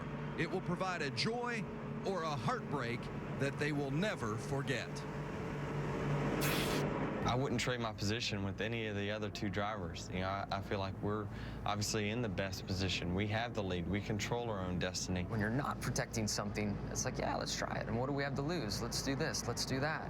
And I've been much more relaxed through it all this week. The way everything's gone this year, it just seems like if we were ahead, it just wouldn't be right at this point. It seems like something dramatic has to happen, and that seems to be how our whole year has gone. Without a doubt, there is more electricity here than we've felt in the last 4 years. Yeah, this seems to be one of the biggest races that I've ever witnessed since I've been in the sport. I just have that feeling this is a big one. Yeah, it's just been incredible, the intensity by all of these drivers, what they've put forth to get themselves in this position. Here is the message from team owner Rick Hendrick to his 4-time champion. Chad, Jimmy, you guys had an awesome year, and you're the best at this kind of race, so finish them off, buddy. The 4 boss, thanks for everything. And as we get ready to go green, we'll roll the starting grid across the top of the screen, and we've added a feature for today's race. What you'll see right below is the points. Now, it's exactly as they stand right now. And after the completion of the first lap, it will constantly update. And you're going to see some dramatic changes even after the opening lap based on where these drivers are starting. It shows you the ebb and flow of this championship battle as we get ready to decide the 2010 NASCAR Sprint Cup champion. Let's talk a little bit about this 1.5-mile oval in southern Florida. We saw it last night in the Nationwide Series. You can drive just about any line you like. Yeah, and that's what they intended when they built this racetrack, that progressive banking 18 to 20. That's going to be a factor today, but the biggest thing these guys are going to try to find is some grip wherever it is on this racetrack. 267 laps, just a tick over 400 miles, and how tight are the knots in their stomachs right now? Oh, I promise you, it's almost hard to explain to someone that hasn't been in this position just how nervous you are right now. And I don't care if you've won 4 championships in a row or going for your first. You're very, very nervous, but you're just ready to get this going. We're almost there. And the guys on the pit boxes, they can't hardly breathe either. They're just wanting to get this thing going. There's so much nervous energy down there and so much unknowns that are going to happen today. They're just very apprehensive. Chad and his team waving to their driver as they go by. And now let's listen in on the 29 radio of Kevin Harvick. Have a good day, bud. Thank you for a great season. Let's have a good day. Kevin, you've done a great job all year, buddy. We're behind you 100%.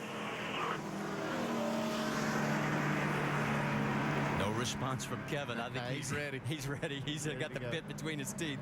And he has said over and over this week, I will do whatever it takes to win this.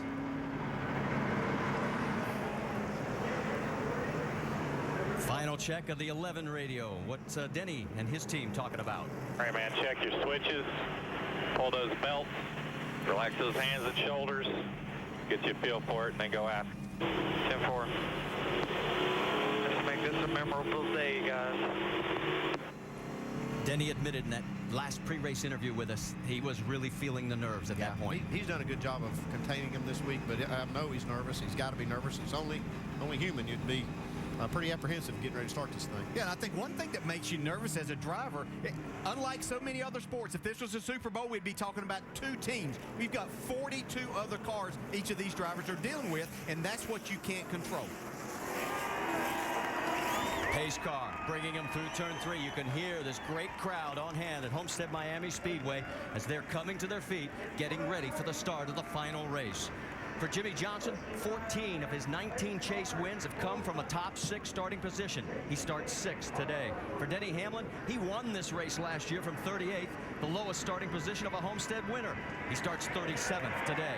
And Kevin Harvick, he's got to win this race. He knows it, but he's never done it here. But he has finished 2nd twice, and he knows that's not good enough. They come down to the green flag, and the final race for the chase for the Sprint Cup is green.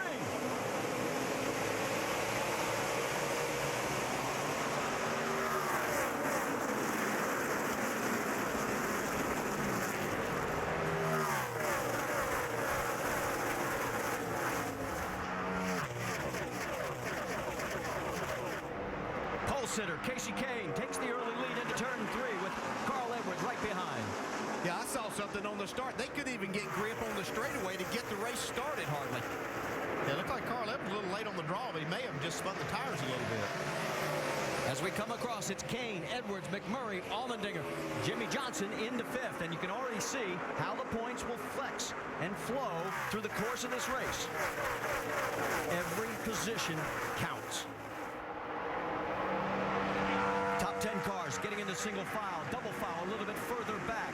Matt Kenseth and Kurt Busch in his familiar spot here at Homestead-Miami. He's heading for the top already. Yeah, and you know, and in the championship contenders, I think we're going to see them down the bottom. We heard Mike Ford talk about their car being good on the bottom. I like that strategy at first. If you're up against the wall and something happens, you don't have but one way to go, and that's to the left. If you're down on the bottom or the middle, you give yourself a couple of different options to get out of that. Jimmie Johnson going for 4th place over Jamie McMurray as they're flying down the backstretch. McMurray carried the momentum out of 2. He holds him off for now. Look at Jimmy drive the thing down in the corner, though. See how that high line works here. There's more banking up there. You can carry a little more speed. See Jamie McMurray struggling a little bit, though. Jimmy able to make the pass. Jimmy takes over the position, move him up to 4th. There's Kevin Harvick side by side with Greg Biffle further back in this field. That is for 21st on the track. With Sam Hornish going to the rear with a vehicle change, the 29 actually started 26th, even though he qualified 28th. Let's go back up front, because here we go with Carl Edwards, who was so disappointed he did not claim that pole. He's going after the race lead right now over Casey Kane. They're side by side coming to the stripe. Yeah, a lot of people think that Carl Edwards is the car to beat to win this race today. Had a great run last week, broke that losing streak, and it's ready to make it back-to-back. If he wouldn't have been involved in that early crash, he almost could have been the favorite to win last night, where Kyle Busch went 2 for 2, winning the Truck Series race and last night's Nationwide Series event. Got Jimmie Johnson on the attack again underneath A.J. Allmendinger. Allmendinger in the 43. Boy, does he have a lot on his mind. The team finds out on Monday what's going to happen to the future of Richard Petty Motorsports. The King says we will be back. They're going to lay out the plans on Monday. Let's look for Denny Hamlin. He is a lot further back, side by side with Kyle Busch. That is for 27th on the track. He has gained 9 spots so far. Making his way forward. Carl looks really good on the bottom of the racetrack right now. Said he was going to take it easy, be cautious in the early stages. He's got Marcus Ambrose in front of him now. Denny going to the low side, on board with Kyle.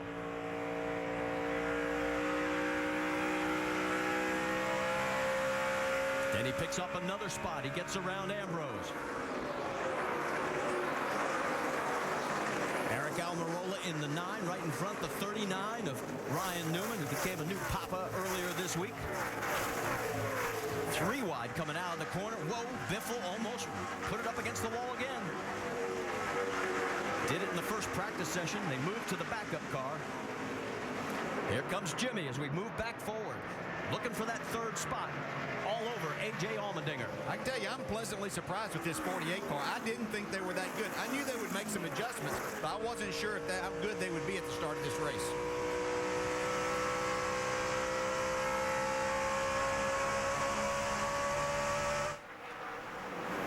Single file all the way back to about 10th, 11th place.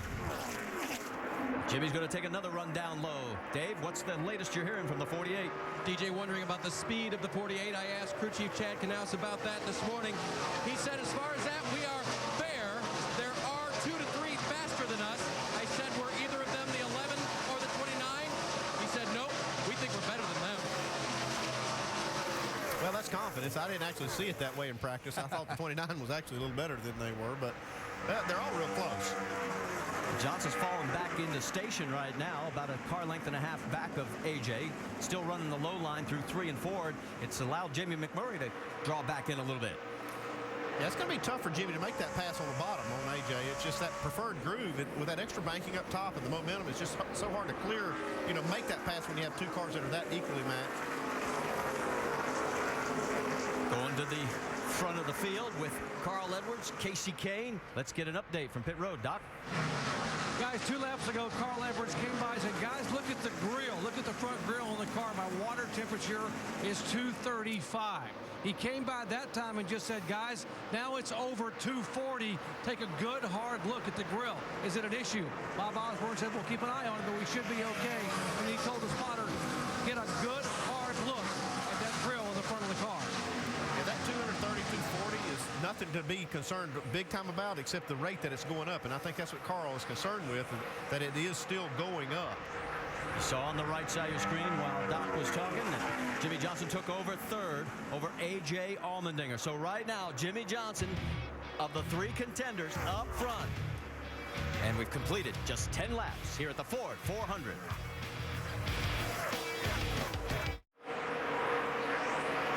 Make sure to go to Goodyear.com to check out Goodyear's Support Our Troops program. And there you can send a thank you message from a NASCAR driver and enter for a chance to win a 2011 Ford Taurus and other great prizes. That's the difference between 1st and 2nd. Carl Edwards has it by about a half a second over Casey Kane. Got one in the wall. And we got trouble in the wall, and it's David Rudeman. And during the commercial break, he hit it earlier. So this is his 2nd time. Right rear getting in. Caution is out. You can see he has got the right rear down, the damage, the left side. A lot of debris down the front straightaway. All right, let's go back to the 2nd incident here first. This is what just occurred. See, down into 3, that's where the tire lets go. Gets really loose. He hit the wall earlier and damaged that right side, but his car was fast after that. Yeah, he was running in the 11th position. There's the left tire. Oh, yeah, coming apart. Oh, my. Quarter panels off of it. All right, now let's go back to the first incident. Watch what happens with Kurt Busch, because we couldn't figure this one out. Well, this is down in 1 and 2. You see Rudeman get loose down in there. See, Kurt Busch, in trying to slow down, got on the brakes a little hard and actually got loose and couldn't get slowed down before he ran into the back of the 00 of David Rudeman. And then here's what happened in between those 2 incidents. It's been an eventful day for David Rudeman. It could have been that left rear tire that blew on Rudeman just now that caused that last one. So he's got the car back on pit road, and it's already looking worse for wear. Let's check in with Tim Brewer over at the Craftsman Tech Garage. And he's exactly right. When that car had impact with a wall, what it literally does, it impacts the right rear tire, but it shoves all the suspension components, including the panner bar rod right here that's hooked to the left rear trailing arm. It literally pushes the entire housing out the left side of the car. That's probably what caused that left rear tire to rub the fender, and that's the reason the tire blew out. Guys? All right, thanks, Tim. There'll be no lucky dog. No one was a lap down. One car has pulled it behind the wall. Mike Bliss has taken it back to the garage area. Right now it is Carl Edwards. He has led 14 of the 18 laps that we have run. Casey Kane, our pole sitter, led the other 4. Jimmy Johnson has moved up to 3rd. A.J. Allmendinger 4th. And Jamie McMurray running in the 5th position. Okay, it's time for the pit crews to shine a little bit here. Yeah, you heard Gil Martin say, hey, we get an early stop, we're coming for tires. Yeah, so is everybody else now. They're not going to get a jump on anybody.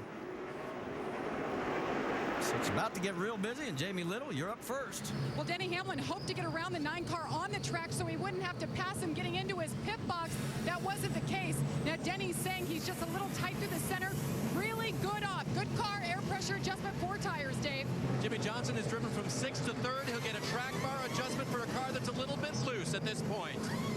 Doc? Kevin Harvick says I'm very tight into the turns and I'm plowing the centers that are going to come in and go up 2 rounds on the track bar and change 4 tires and top it off with Sunoco fuel. Harvick hitting second down.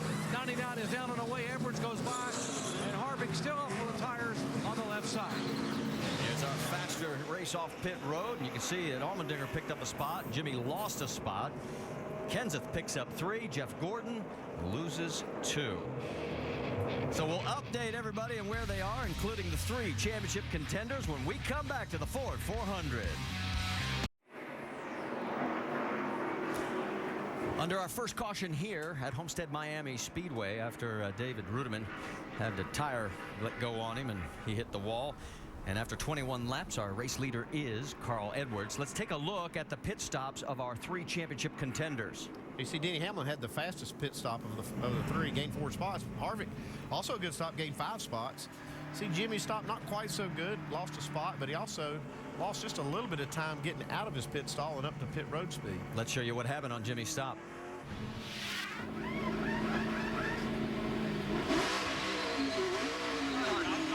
Outside one. Clear, clear. At shore mark now.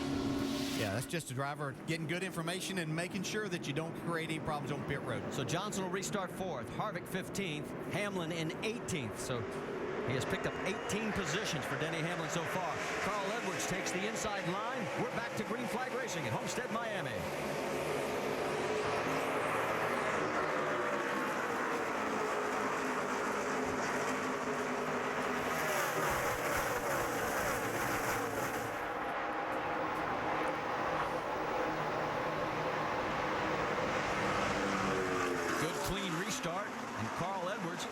Trying to set sail again. A.J. Allmendinger side by side with the 83 of Casey Cade. 3 wide in the back of the field. Greg Biffle there at the start-finish line. Yeah, Denny Hamlin's in the middle of that 3 wide situation. So is Regan Smith. I think his teammate Kyle Busch put him in that situation there for a moment. Denny's on the low side of the track trying to get underneath Biffle. Oh, trouble, and it involves Hamlin. The championship points leader goes around, and can he save it? Caution is out. He keeps it off the wall. We're going to need 4 tires. Come on around. That's a lot of damage to that right front fender. The very thing he did not want to see happen. You see him slam the wheel. 16 just turned right down on us. Right down on me. He was running 18th at the time. Well, this is just one of those situations. If you qualify in the back, you're going to be in these spots. We're going to need to work on the splitter. We need some braces. Need some splitter braces. Yep. Take a look at the right front corner. A lot of damage there. They're going to have to fix that. It's not to say they can't get that fixed and be good. It's just going to take some time. All right, let's go back. Take a look at it again. See, as they come up out of turn 2 here, see Hamlin gets a run. I don't see Biffle turning left. I mean, he might have come just a little bit, but Denny was going up into him there also. Always looks a little different, I promise you, from the driver's seat. It's exactly what does happen. You think you're giving them enough room, but that right there showed that's just an accident, really. Yeah, you see Biffle's not, he doesn't want to pull up in the outside lane because he's got Paul Menard trying to occupy that space. Yeah, he was really trying not to create a situation on the high side there, giving Paul Menard room. On board with Denny. Still 2 wide, 3 wide, 3 wide.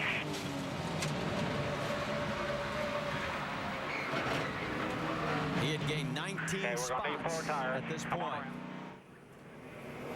Let's give you one more view from Greg Biffle. Back on you, in the middle. Caution out behind you. As bad as this is for him, this could have been a lot worse, Jamie. It could have, and Mike Ford is crew chief, very methodical, talking everybody through it, being very calm. They know they're not out of this thing. They've overcome worse this year. You see him working on the splitter braces up there on the right front of the race car. They're filling it up with fuel in the meantime, putting 4 sticker tires on this race car, so once he gets back out there, he could be at an advantage. But remember, they're working against the clock right now. They can only do so much right now before they have to get back out there before they go a lap down. So you see him with the mallet right there working on the splitter. Looks like they fixed it, but they're correcting the left side of the front of Denny Hamlin's race car right now. Like you guys said, this could have been a lot worse. You see him stepping on it there? Denny, wheel hard left. Real hard left so they can work on it and pull it out there. Work continues here, but Denny, guys, stayed very calm after this happened. You heard him on the radio talking about the 16. Trying not to give up right now. We're only 25 laps in. He has a great race car. Getting out of there. He's down and away. It's really important for them to get the shape of all that correct, but it's also going to be important for that right front brace to make sure it's going to stay there. Because that thing breaks and fails, and that thing is going to really let that splitter go down the track, and they'll end up losing that thing because it'll wear on the track. So they still have a little work to do. Kurt Busch also came in. There he is. They come out side by side together. And Hamlin, the only good news for him is that this happened early in the race. There's plenty of time as long as he can stay on the lead lap and suffer no more damage. Now let's listen to Greg Biffle's radio as he explains what happened. Let's try to give the 98 room on the outside there. We're 3 wide. I don't know what he's doing that tight on me when we're 3 wide. Yeah, I can't disagree with Greg Biffle at all. He did nothing wrong in that situation. You know, the tendency is for your car to push up into that car that's on the outside, and Greg was just trying to make sure that he didn't create a situation there.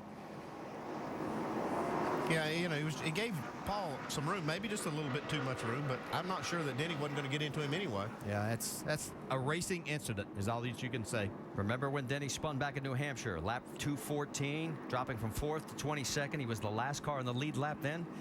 He recovered to finish 2nd. All right, let's go into the Craftsman Tech Garage and get the latest from Tim Brewer.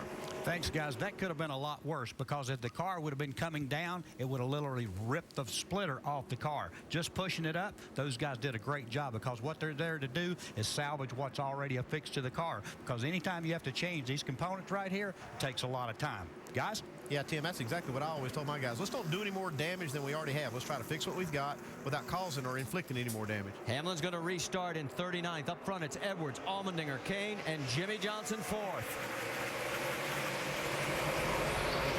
Boy, Carl's got a good race car. He is shooting out of the gate again.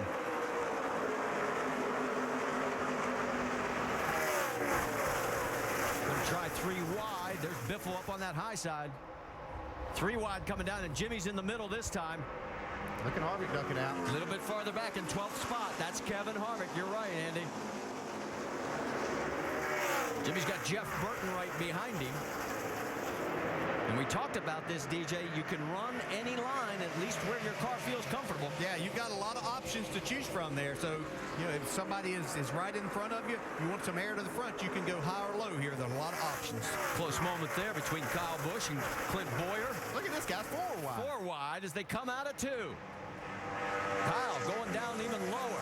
Here comes Jeff Gordon. He's trying to get onto the 29. Harvick's got Mark Martin on his high side. Martin Truex right in front of him. See Biffle laying black marks up on the high side. Smoking those tires. Here comes Harvick. Again, side by side with Mark Martin. Yeah, when you're running that bottom side, you don't like a car right on the right side of your car, taking some air off of it. Makes it very difficult. You see Harvick not able to complete that pass. Actually going to lose another spot to Greg Biffle. Jeff Gordon, Kyle Busch, they're all down low right behind Harvick. You see that 9 car right behind Biffle. He had a great car in happy hour yesterday. That's Eric Almirola. Let's get an update on that 16 car. Dave Burns. You heard his comments on the radio regarding the incident, but now that he's back up to speed, Greg is smelling some smoke inside the car. He thinks it's just coming off the corners, a bit of a tire rub, and the crew told him that the tire rub was not bad enough to warrant a pit stop and a change of rubber. See right there where he is on the racetrack right now, and there's Harvick trying to get back underneath him. You see a little smoke every now and then out of that left rear. The momentum that you can carry on that high side. Let's update you on Denny Hamlin. Remember, he restarted 39th. He has already picked up 9 spots. He is up to 30th. All right, everybody breathe. Or we're good. Including me. Yeah, I think that was more for himself. Well, and as we pointed out, if it was going to happen, better that it happen early than late.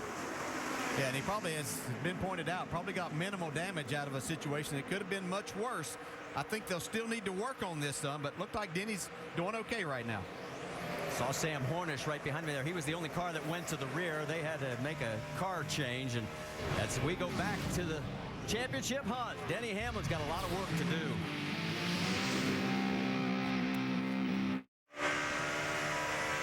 The new 2011 F-150 and its revolutionary EcoBoost engine has survived 24 straight hours on the track here at Homestead. Log on to FordVehicles.com to see everything Ford put it through. Right now, Ford's putting it through the field because Carl Edwards is up front looking to go back-to-back after winning at Texas.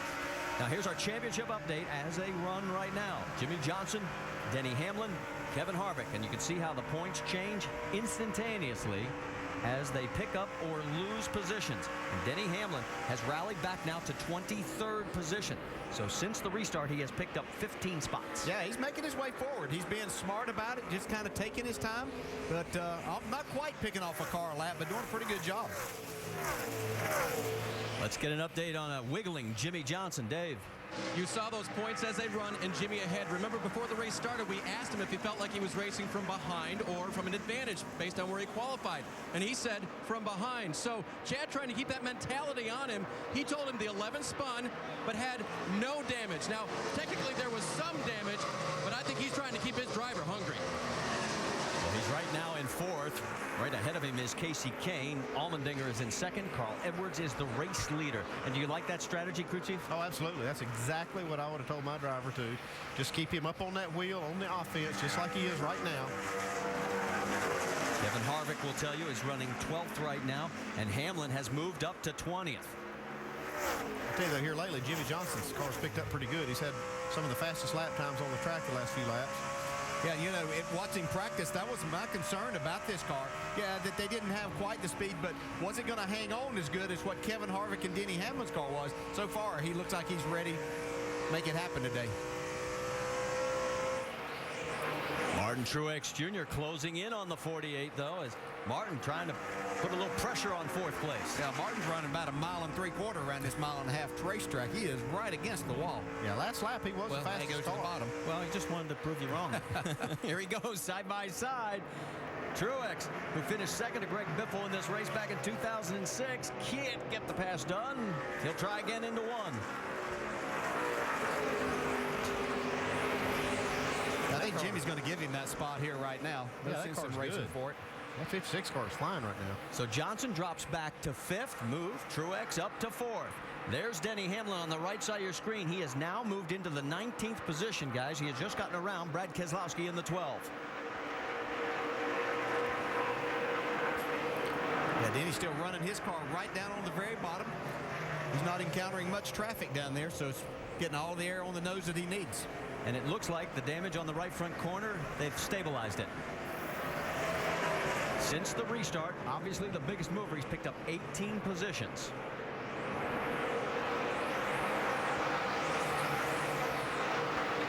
What are you hearing down in the pit road area with the 11, Jamie?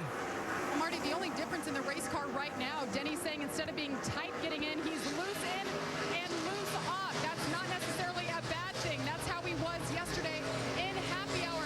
And on a side note, the team just reminded me, they said, hey, remember back in 2006 at Pocono? Denny spun, and what did he do? He won. I just noticed there that right front corner is coming up a little bit. It's up, but I don't think it's hurting his car at all. His car still looks really good to me. Yeah, and you never really know how those type things are going to affect your race car because you don't put it in that situation. You wouldn't go out there and practice like that to see. So he says his freed his car up in and on exit. Might not be a bad thing for Denny Hamlin here today. Well, the next guy he's trying to track down is Regan Smith in the 78. Regan is about 0.7 of a second ahead of him. In fact, it's closing down quickly. There he is. Regan, of course, their team lost their hauler in a crash after the last race in a snowstorm outside Denver. Also, the motorhome got a lot of help from Richard Childress Racing, qualified 10th. Right now, Regan is running in the 18th position. Now, one thing I'm seeing with Denny Hamlin, he's really able to get back to the throttle and drive his car around the center and exit of the corner, and that's where he's beating all of these cars that he's able to pass at this point in time. He's the only car that's down on the white line in the middle of the corner. Closing the gap on Regan Smith. Completed 46 laps so far. See, not quite as low in 1 and 2 as he is in 3 and 4, but still quite a bit lower than anybody on the track right now. Slides up right behind him. Still about a car length to go before he can get right on him. Kevin Harvick's also been running down. I mean, actually been running high. Now he's trying the bottom. The spotter probably told him that 11 car was making some time down there on that white line. Side by side as they come out of 4, as they come down the front straightaway. Still Regan Smith by a nose. Hamlin takes it deep into the corner. And what I've seen is in Denny making these passes, he's been very methodical about it, hasn't pressed the issue, but just taking it whenever it's been given, and he's getting a lot of room and respect from the other competitors. And you notice on the screen right above, Denny picked up those 3 more points as he goes around, cutting it down to 31. But that's the man they're all chasing. Boy, Carl Edwards is looking so good. He has led 43 laps here at the Ford 400.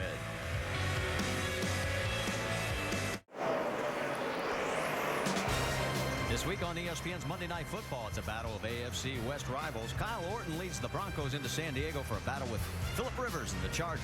Bronco Chargers, ESPN's Monday Night Football at 8:30 Eastern. Our coverage begins at 7 Eastern with Monday Night Countdown, served up by Applebee's. Football's going to be flying out there. Those guys don't like to run it much. 54 laps in the books. The battle for second is beginning to heat up again between Casey Kane and A.J. Allmendinger. And look at Martin Truex trying to get in the mix as well as they continue on their quest. We can tell you that 4 cars are officially out of this race. Landon Castle, Joe Nemechek, J.J. Yaley, Mike Bliss, David Ruderman is behind the wall. That gets you caught up on what's happening at the back of the field. Seeing what's happened up front. And here's the battle again, still going on with those two. Everybody's chasing Carl Edwards right now. He is leading by 1.4 seconds. Let's go up to speed. We'll kick it off with Martin Truex, Jamie Little. So far, so good. Started the day 25th, and remember, he ran the nationwide race last night, so he could have gotten a leg up on the competition, kind of got a feel for the racetrack, but this is one of his best racetracks. He averages 11th here. Right now, the car really neutral, doing a great job. Oh, as he works on the 83. Dave. David, we told you the 48 crew made an adjustment to Jimmy Johnson's car during that pit stop. Let's put you in the passenger seat with the 4-time champ and listen to what's happening now. 3 into 1, start center. Good on the throttle off of 2. Good into 3, start center, 3 off of 4. He said they achieved the security they were looking for, but they might need to take some of that back for a little more speed out of it. Jamie? And Jeff Burton behind him. I spoke to Jeff this morning. He was hanging out in the hauler. They were fastest in happy hour yesterday, and I said, is the car as good as it seems? He goes, no, we could be better. They want to get a win. They feel like they deserve a win after everything they've been through in this chase.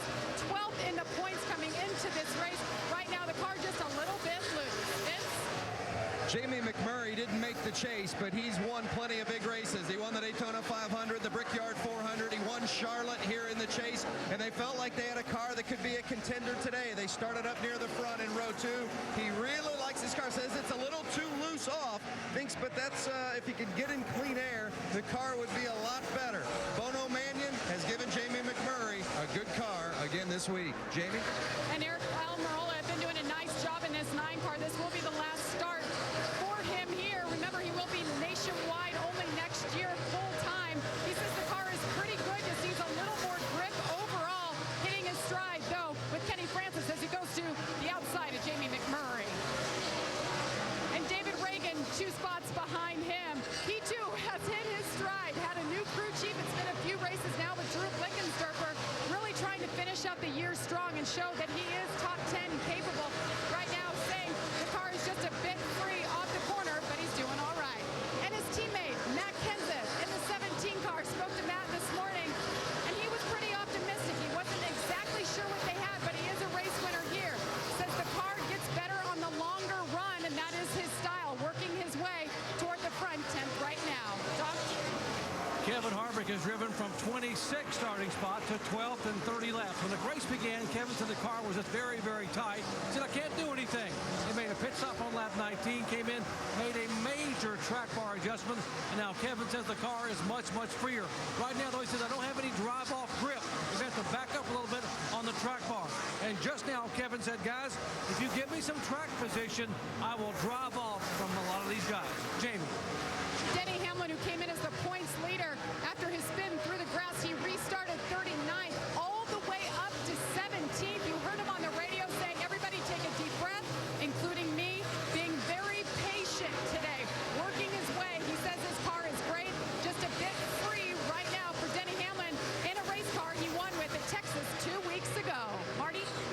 So the championship battle continues to build with Jimmie Johnson right now in command of the points and the best of the three on the racetrack. Denny Hamlin with the most work cut out for him as we check in on the battle for second. Here we go. Casey Kane trying again to go around A.J. Allmendinger. Great battle. He just can't make that inside work. These three cars look pretty equal, but AJ's got the second spot right now. Yeah, and it's allowed Martin Truex to close in on the 83.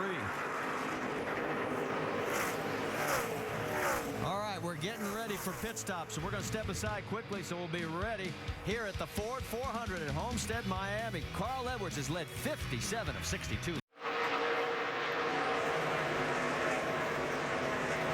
Trouble for the 11, Jamie Little. Denny Hamlin came on the radio and said, I think I have a tire going down. And moments later, he said, Mike, it just doesn't feel right. Mike Ford, his crew chief, said, if it doesn't feel right, bring it in. Changing 4 tires, 12.9 second stop there. Unfortunate for the 11 team. Hopefully that was the problem. We will inspect the tires right now, guys, and get back to you. If that wasn't the issue, something else is wrong with this race car. He gave up 17th on the racetrack, but now, as we look at the battle for 5th, here comes Jeff Burton on Jimmie Johnson. And Burton looks like he's going to take over the position as they head through the corner. Not going to quite get him cleared here off of turn 4. So you have to fall back in line. He's that 9 car. Andy's talked about Eric Almirola, how fast he's been. He's catching these guys. We told you pit stops are coming. Jamie, 43's in. A.J. Allmendinger been doing a heck of a job today. Worked his way up to second, was gaining on the leader. 4 tire stop here as they work their way around to the left side. Despite everything going on at Richard Petty Motorsports, he has been on his game the last 2 months here. No changes for A.J. Allmendinger. He is down and away. A bunch of other cars have come in as you continue to watch this battle out on the track between Jimmie Johnson and Jeff Burton. Let's send it down to Dave Burns. Well, Pablo Montoya is in. His car's been mostly tight. They make a 4-tire change, and he's gone. Also coming down pit road there at the middle of your screen, Casey Kane, as he's making his stop. And there he is, Doc. On pit road, Casey Kane, he said the car's been just loose going in and loose coming off. They've made one adjustment on air pressure and wedge. Now it's an air pressure change, 4 tires, and topping it off with Sunoco fuel. Kane says the car has gotten better and better on this late run. On the right side, you see Jeff Burton has gotten ahead of Jimmie Johnson. Pit stops continue. And the 99 of Carl Edwards is pulled down pit road as well. Doc? Carl Edwards said the car is tight in the center for getting loose off. Air pressure change in the left front track bar adjustment, 4 tires. And by the way, Carl really dodged the bullet too because the heat in the grill, they had to get a grass out of the way. 29 car, Kevin Harvick in. They're backed up on the track bar, guys. They're going to back up on the adjustment they made on the track bar, going down 1 round on the other side. Air pressure change for Harvick to give him more rear bite and drive off. He's away. Jamie. And Jeff Burton in his pit box now. 4 tire stop here. An audible chassis adjustment. Maybe fill it up with fuel for Jeff Burton. Wipe the front grill there. Some of these guys complaining they do have trash on the grill. It's quite windy out here. Still working. It's taking an extra amount of time here, Vince, on the 31. A deadly stop for Jeff Burton as he had driven to the front of this field. Vince? The 24 of Jeff Gordon. Homestead is the only track on the circuit in which he has not won. He doesn't have the car so far to do it. It's way too tight. Dave Burns? Jimmie Johnson explained a little bit about the whole corner. They're going to mostly work on the tight. They'll get a wedge and a track bar adjustment. Get putting the wrench in there, doing both adjustments as the crew comes around the left side, full of Sunoco fuel, and 4 tires for Jimmy. Having a little trouble getting the left rear off and on. It'll be a slow stop for the 48. 15.6. Now, Jimmy Johnson did pick up 5 bonus points for leading a lap when Jeff Burton pulled off the track. And look at Chad Knaus. Well, you don't want that kind of stop right now. Rick Hendrick over his shoulder. And Jimmy's got to be wondering, hey, guys, let's not do this again. I don't need deja vu. So as they come around, Tony Stewart is your race leader, but now he is pulling down pit road. He has been our 6th different leader today. Jamie? And Tony Stewart wants to round out this season with the win. Has won here before. Gary and Grub told me this morning they thought they were pretty good, really good on speed, just wanted the balance to get a little bit better. Doing a 4-tire stop here, and Sunoco fuel for Tony Stewart, who's had a tough chase. Yes, he's had 1 win, but it's been a tough few weeks. It's a clean stop, no adjustments, 13.4.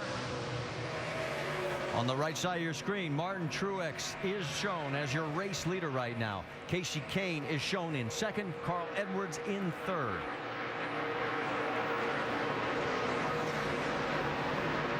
Truex getting around Casey Mears. Mears in 32nd position.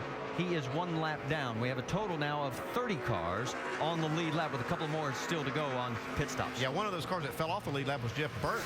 He was in the pits for a long time on that stop. Don't know what was wrong on the left rear, but it took forever. Burton is back in 36th. In fact, he's 5th in line to get the lucky dog. That's how bad a pit stop it was, and what a tough break for Jeff Burton. Now, the break for Denny Hamlin obviously is all these pit stops happened under green. Yeah, one thing that happened too, now that he made that pit stop, he was the first to make a green flag stop, and it seemed like that triggered everybody else to make it because they were still 10-15 laps before they had to make a pit stop for fuel, and I don't think anybody wanted to let Hamlin get a jump on him on tires. No, and as I've watched him back out on the racetrack, he's still struggling with this number 11 car quite a bit.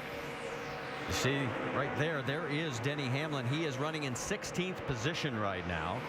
The 71 of Andy Lally is a lap vehicle. He's running 36. That battle for 2nd, Carl Edwards, Casey Kane, that's heating up again as they're closing in on Casey Mears. Truex is out in front of these two by 1.1 seconds.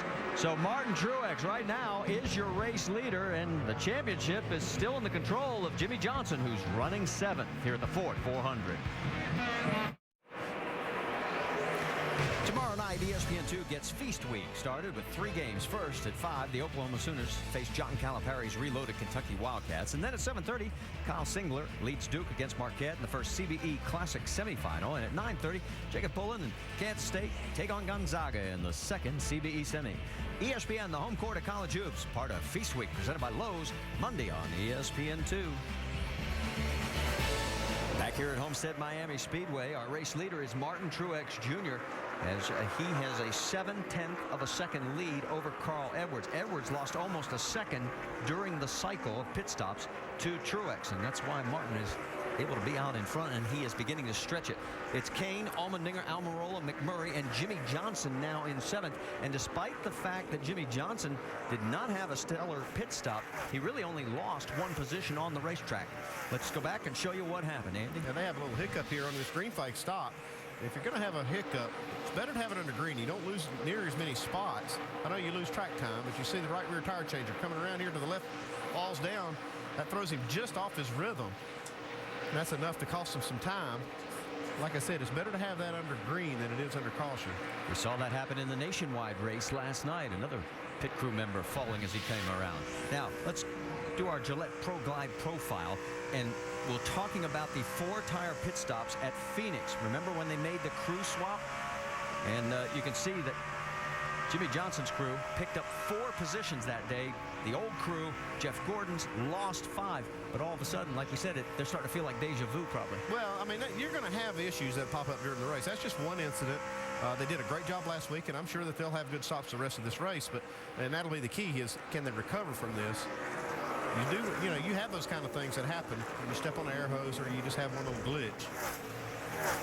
Jimmy's getting ready to go around David Gilliland. He is in 32nd position, 1 lap down. In fact, we have right now a total of 29 cars on the lead lap. Dale Earnhardt Jr. is the last car on that lead lap. Total of 4 cars out of this race, as we mentioned before. one still back behind the wall. David Ruderman, they're trying to do repairs to get him back out. You see right there, Harvick comes in the picture. He's going to be up on Jimmy Johnson's bumper here before too many more laps. Harvick is 1 second behind Jimmy. When we went to commercial break, he was 2 seconds behind, so he is closing. Well, he did take advantage of that little hiccup in the pits for Jimmy, and his crew did a good job to get him in and out. So, and his car's been good. I think they made an adjustment that last time. Seems like his car is a little bit better. Now, this wasn't a hiccup. This was literally acid indigestion for the 31 of Jeff Burton. What happened on this pit stop? Because we were blocked on our camera angle, Jamie. Well, when I was calling the pit stop, I said, well, there's a hang up on the left side, on the left rear. They had a hard time getting it off. Well, this was the radio communication after that. Got something hung in between the hub and the stud when the tire was going back on, so we'll just have to make it back up to you here. And that was crew chief Todd Barrier telling them there was something blocking it. They couldn't get the left rear tire all the way on. They said, I'm sorry, dude, we'll make it up to you, and he is 1 lap down right now. Vince. Well, maybe bad news for the 24 of Jeff Gordon. He feels like he's down on power. Tried the second battery, tried the second box, says we're definitely down on power. They believe they're down a cylinder. Not good news for the 24 in his bid to win at Homestead for the first time ever. Yeah, Vince, that thing laid down for sure down the front straightaway. You could hear it's on 7 or maybe even less cylinders. Yeah, that sounded like it may have dropped the valve. Not the way Jeff Gordon wanted to end the year. 64 races without a win now. And he'll go winless here in 2010. Now, the impact here is this is the same engine company that builds engines for Jimmy Johnson. So, got to be kind of wondering what the problem might be. No Hendrick team member has ever won here at Homestead-Miami Speedway. And it looks like Jeff Gordon may be in deep trouble here as we are 90 laps into this race. Here's where they are right now concerning the points. Jimmy Johnson in control. He's running 7th on the track.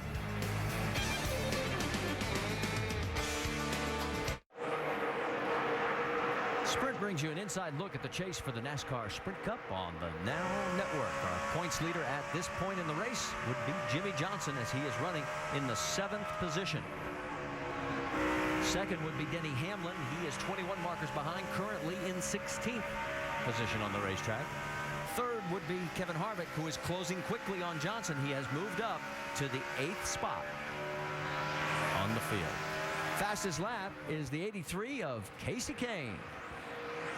31.90 seconds. For more NASCAR stats, in-car audio, and live race radio, check out NASCAR Sprint Cup Mobile at sprint.com/speed. Speaking of speed, there is Casey Kane. See where he is currently third. Started out as our pole sitter. You know, 5 of his 11 Cup wins have come from the pole.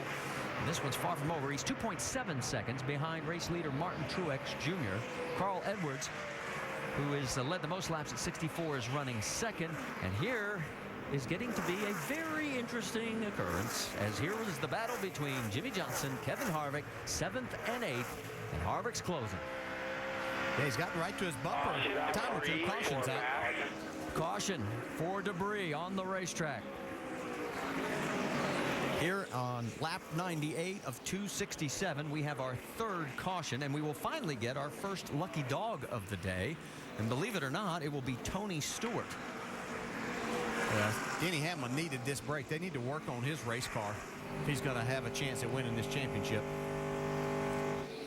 Most of these teams pitted last time under green between laps 68 and 70. And here we are completing lap 98.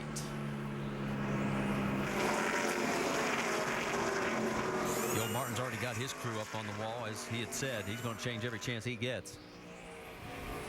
And we mentioned the Aaron's lucky dog, and there he is, Tony Stewart. So it'll give us 25 cars back on the lead lap, but still 1 lap down. Guys like Kurt Busch, Dale Earnhardt Jr., Jeff Gordon, who's struggling with that cylinder, and Jeff Burton. So a lot of big players normally that we see up front. Yeah, as good as Harvick's car was that run, I did see one of the crew members with a wedge wrench in his hand. Looks like they're going to make another change. I tell you, I was really impressed with Martin Truex. Got out front there on the exchange with the pit stops, stayed right up against the wall, and held the lead the entire time. Well, Martin only led 26 laps entering today's race for the entire year. He's led 26 today. So a good day so far for the 56. We can tell you the 00 is pulling back out onto the racetrack. They have put Rudimant's car back together. He is 80 laps down, but congratulations, guys. At least he's back out. All right, here they come. Jamie? Mike Ford, crew chief for Denny Hamlin, told his driver the splitter is definitely not right. We need to work on it on the front right. He asked Denny if that's okay. Denny said, I don't want to give up track position, but I will be dramatically better if we do. Dave? Jamie, we'll see if rear tire changer Joe Slingerland can keep his footing. He does around to the left side. Loose race car, track bar adjustment. Doc? Bottoming a screen, Carl Edwards. I'm good in 1 and 2. I'm struggling in 3 and 4. Half around on the track bar, 4 tires and fuel. Kevin Harvick also going back a half a round adjustment on the track bar. Car was better, but not good enough. 4 tires, he's away as they scramble off pit road, guys. Faster race off pit road. See everybody hold station. Guys. Kevin Harvick picks up 2 spots. Jimmy Johnson's team loses 3.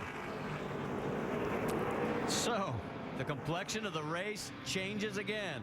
And underneath that helmet, there's a smile on the face of Kevin Harvick.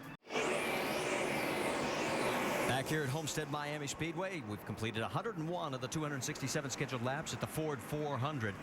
And right now in the championship chase, as the points shake out, it is Jimmy Johnson in control. He is going to restart in the 10th position.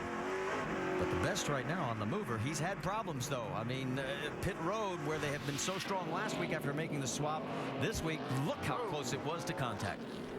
That's a close call. The key thing, there was no contact. Yeah, it looks like there's going to be there on that left front. But Jimmy and Kyle both did a nice job there. But the pit times have been slower as well. Let's take a comparison to Kevin Harvick. Yeah, you see 13.3. I mean, that's not a bad stop. It's just not nearly as good as Harvick's team, who got him out there and gained a couple spots. And see the 3 spots lost by Johnson. Denny Hamlin's going to restart 16th. Jimmy Johnson 10th. And Harvick in the 6th position. Up front, it is Carl Edwards. And look at Jamie McMurray down low in that number 1. And he blasted green flag. He was ready. Truex and Edwards up front, side by side. Comes Harvick getting a push from Kyle Busch. Jamie McMurray looked like he had an afterburner on that start. Literally getting a push. That's interesting. You'd think that he'd be the last guy he'd like to push unless it's up into the wall. But they warned him about team tactics. Ooh, Harvick slides right up in front of Casey Kane. See at the top of the screen where dynamically the points will change every time the positions change on the track. And you can see exactly where each of the 3 contenders are. And look at where Denny Hamlin is. He's in a log jam right now. Mark Martin right in front of him. Montoya underneath him. Want to get close to Denny?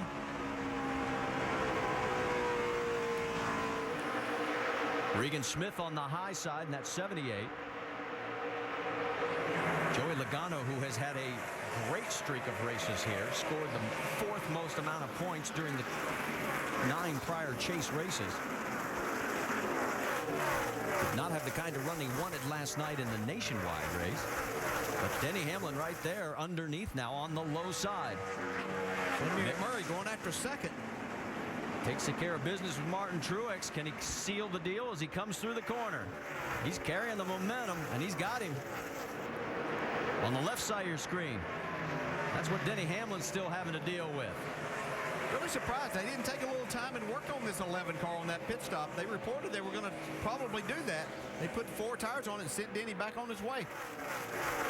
Let's get an update on the 11. Jamie?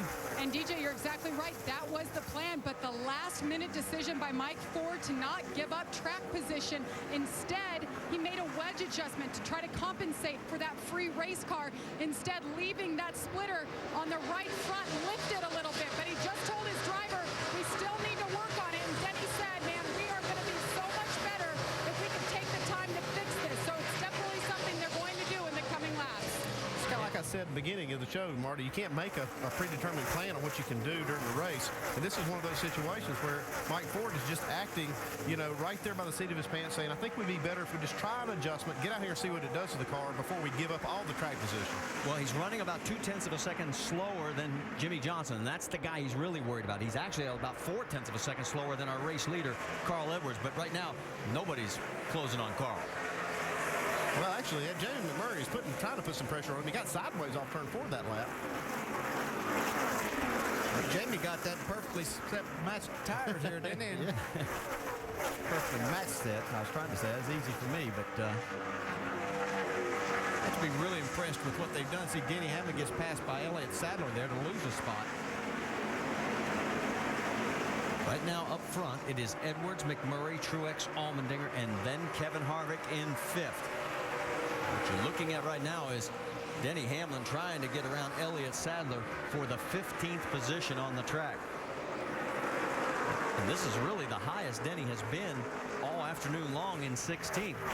He was up to 18th when they had the contact with Greg Biffle, and that's what started this day. Yeah, that 16th spot seems to be the high water mark for him today. He's not been able to get past that. And matter of fact, this run here looks like there might be some cars behind him that are a little better. Jimmy Johnson on the right side of your screen is running 8th. And what's the latest you're hearing, Dave Burns? That pit stop, if you think about it, they really only lost one spot before the jam up on pit road. That's when 2 other cars really got ahead of them. So kind of holding their own right there. I've been talking to Chad this morning about how he was feeling about his race car. He said, you know, I don't lie awake thinking about how to beat the 11 today. I lie awake thinking about how to make our race car better.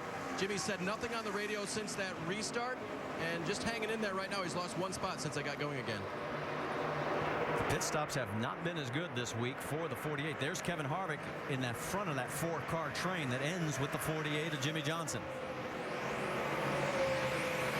The man they're all chasing, there he is, Carl Edwards. He's opened up a 7/10 of a second lead. He's led 73 laps here at the Ford 400. We're past 150 miles of the 400-mile championship deciding race. It's been an eventful one so far for Denny Hamlin. Oh, yeah, he got into the left side. Greg Biffle right there. He's got right front damage on his car. You see him spin right there. And I believe it's hurting his car a little bit. That was 23 laps into the race. Jimmy Johnson's had his troubles in the pit. Well, I tell you what, this is the one thing that's been their Achilles heel all season long. And, boy, they had an awful pit stop. Put them back, mired them back in traffic somewhat. Pretty smooth day for Harvick. Yeah, all in all, but I just don't think he's still got the speed that he thought that he had in that car. And I think that the racetrack, a little bit of different cloudy conditions might have thrown those guys off just a little bit. You see where the 3 title contenders are running in the race at the moment. Jimmy Johnson has moved up a little bit since the restart. Kevin Harvick has pretty much held station, while Denny Hamlin is slipping back a little bit. He restarted 16th. He's running in 20th position right now. Jimmy Johnson, 48, racing Kyle Busch in 18 for 7th spot, trying to get it away. So, Rusty, put me inside the car of these 3 guys. Start with Jimmy Johnson. What is his thought process now at this point in the race, understanding where he is in the field? Well, right now he's okay, Alan. He's looking in pretty good shape. He's got a pretty good handle of the car. It's not doing everything that he wants. He's communicating back and forth with Chad of the changes that he needs to make in this car to make it better. But we're about halfway through the race, and everything's looking pretty good for Johnson at this point. Still needs some adjusting, but he's keeping calm and cool. Brad Ray, what about the 11 team, Denny Hamlin? Well, it just seems like there's something wrong. I think that right front splitter still seems to be somewhat of a problem for that race car. They just haven't picked up any significant speed. We've heard Denny say a couple of times that they need a little tweaking on that race car to make it better. Still really loose, Mike. Extremely loose. Good call up, Brown. That splitter, even though it's in the front of the car, it affects the total downforce of that race car. And if it's taken away some of that downforce, that could cause some of that looseness. One of the key factors that we are seeing here right now, none of our 3 championship chasers have been strong enough to jump up there and lead the most laps. That's 5 points that's not going to be available to those guys, because right now it doesn't look like any of them can jump up there and lead the most laps. Ray, one thing I'm noticing about the 11 car, Denny Hamlin, the right front fender is pushed out pretty far. And the wider you get the front fenders, the more downforce these cars create. That could be one of the reasons causing this car to be real loose for Denny Hamlin. Next pit stop, hoping they can fix that. Too much pressure on the front. And Ray, just to clarify, you were talking about no one's jumped up and led the most laps, but Jimmy Johnson has led a lap. He's the only one of the championship drivers that's led so far. Yeah, he has led a lap, but again, the 5 bonus points for leading the most laps, I don't believe today is going to go to one of our chasers. Denny Hamlin and Kevin Harvick both have the opportunity to jump up there and lead a lap, but I don't believe that they're going to get the extra 5 for leading the most laps. Really thought we would see Hamlin and Harvick and Johnson up toward the front by the time the race approaches halfway, racing for the win. And at this point, we're not seeing that. No one has shown the strength to get to the top spot. The man who has been the strongest all race long is Carl Edwards. He's led the most laps so far. Martin Truex Jr. running a good chunk out front. Truex, someone we haven't seen up front much at all this season. Yeah, this is the last chance for a lot of these guys to shine out. Martin Truex is doing a fantastic job out there. You know, guy Jamie McMurray running third, who's won the Daytona 500, the Brickyard 400, and some other big races, is also running great today. We see this battle heating up a little bit right now between Jimmy Johnson and Kyle Busch. And they've been stabilizing right in that area. Not really gaining on much, but they haven't got, Jimmy Johnson hasn't let him get away at all. Jeff Burton not on the lead lap. Remember, he had that long pit stop a little while ago. He's trying to find a way to keep himself as the first car a lap down. So even though he's going by Denny Hamlin there, that's not costing Hamlin a position in the running order of the race yet. If Burton gets a caution and comes around, that's another guy that 11 team has to worry about taking some points from him till they get that thing handling better. All right, smart move by Denny Hamlin, not trying to race him too hard. But up front, Carl Edwards has checked out by almost a second. He's doing a good job maintaining pace. Looks like he is obviously the guy to beat. And you know what, Brad? A lot of people expected to see Carl Edwards check out. I mean, he's got a lot of momentum on his side. He's really good at his 1.5-mile tracks. And last week he did win the race in Phoenix. Yeah. He told me, he said, man, this is one of the fastest cars I've ever had. And he doesn't have to worry about a championship. Let those other guys do that. He just wants a win. Carl Edwards, the 2008 winner of this season finale at the Homestead-Miami Speedway. As Rusty said, he won last Sunday in Phoenix, riding a little hot streak here, trying to finish off 2010 in the finest style possible.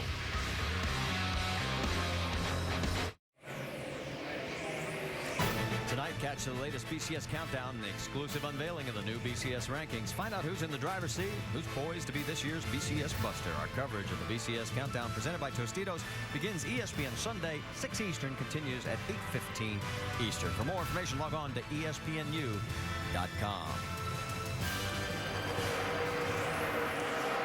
And welcome back here to the NASCAR Sprint Cup Series Ford 400 at Homestead-Miami. Make sure to go to NASCAR.com for all your latest NASCAR information. And we've seen a trend develop. You're looking at the new race leader, Martin Truex, and about 30 laps into the run. Remember last time, Carl Edwards sort of slowed down. Well, here's what happened again. You can see Martin Truex taking advantage of that, going by on the high side, and has now opened up almost a second lead over Carl Edwards. Our longest green flag run the last time here, or at this time, was 71 laps. Much longer than last night's nationwide race. Our longest run there was 32. Jamie, what's the latest on the 56? Well, about one lap before he took the lead, he came on the radio and he told the guys, all right, the car starts off tight, but guys, it's good, and I'm going to the front. I have not heard Martin Truex Jr. this happy in his race car in a long time. He said this car is good. They want to win this thing, guys. The best finish this year was 5th, and oh, by the way, he hasn't won in over 3 years. Yeah, that's why he's happy. It's been 130 races since his only Cup win back at Dover in June of 2006. Yeah, he's got a great chance to stop that today because he's got a really fast race car. Now, a couple of cars going in different directions. Our pole sitter, the 83, Casey Kane. He started on the pole and has now dropped back to the 14th position. What's going on there, Doc? Yeah, Marty, he was 5th when he came in the pit a little bit ago, and all Jimmy Elliott and the crew did was a quarter-round track bar adjustment and a minor air pressure change. Casey went out, and 2 laps later, his words were, wow, this thing is so loose, I can't drive it. I can't get in, I can't get in the throttle and get off. Now, we've got some significant cloud cover we didn't have before, and the wind has picked up. But Casey said, whatever you guys did, you have to change it back. Again, we just made a minor adjustment. He said, I've got no race car here. I'm hanging on. And I spit on the track. We certainly do. As you see, Marcus Ambrose has turned it around out of the exit of turn 4. So we now have our 4th caution. He was running 22nd. Right. Take it easy, trying to tear the fenders off of us. That's a big break for Jeff Burton. He's sitting in that lucky dog spot.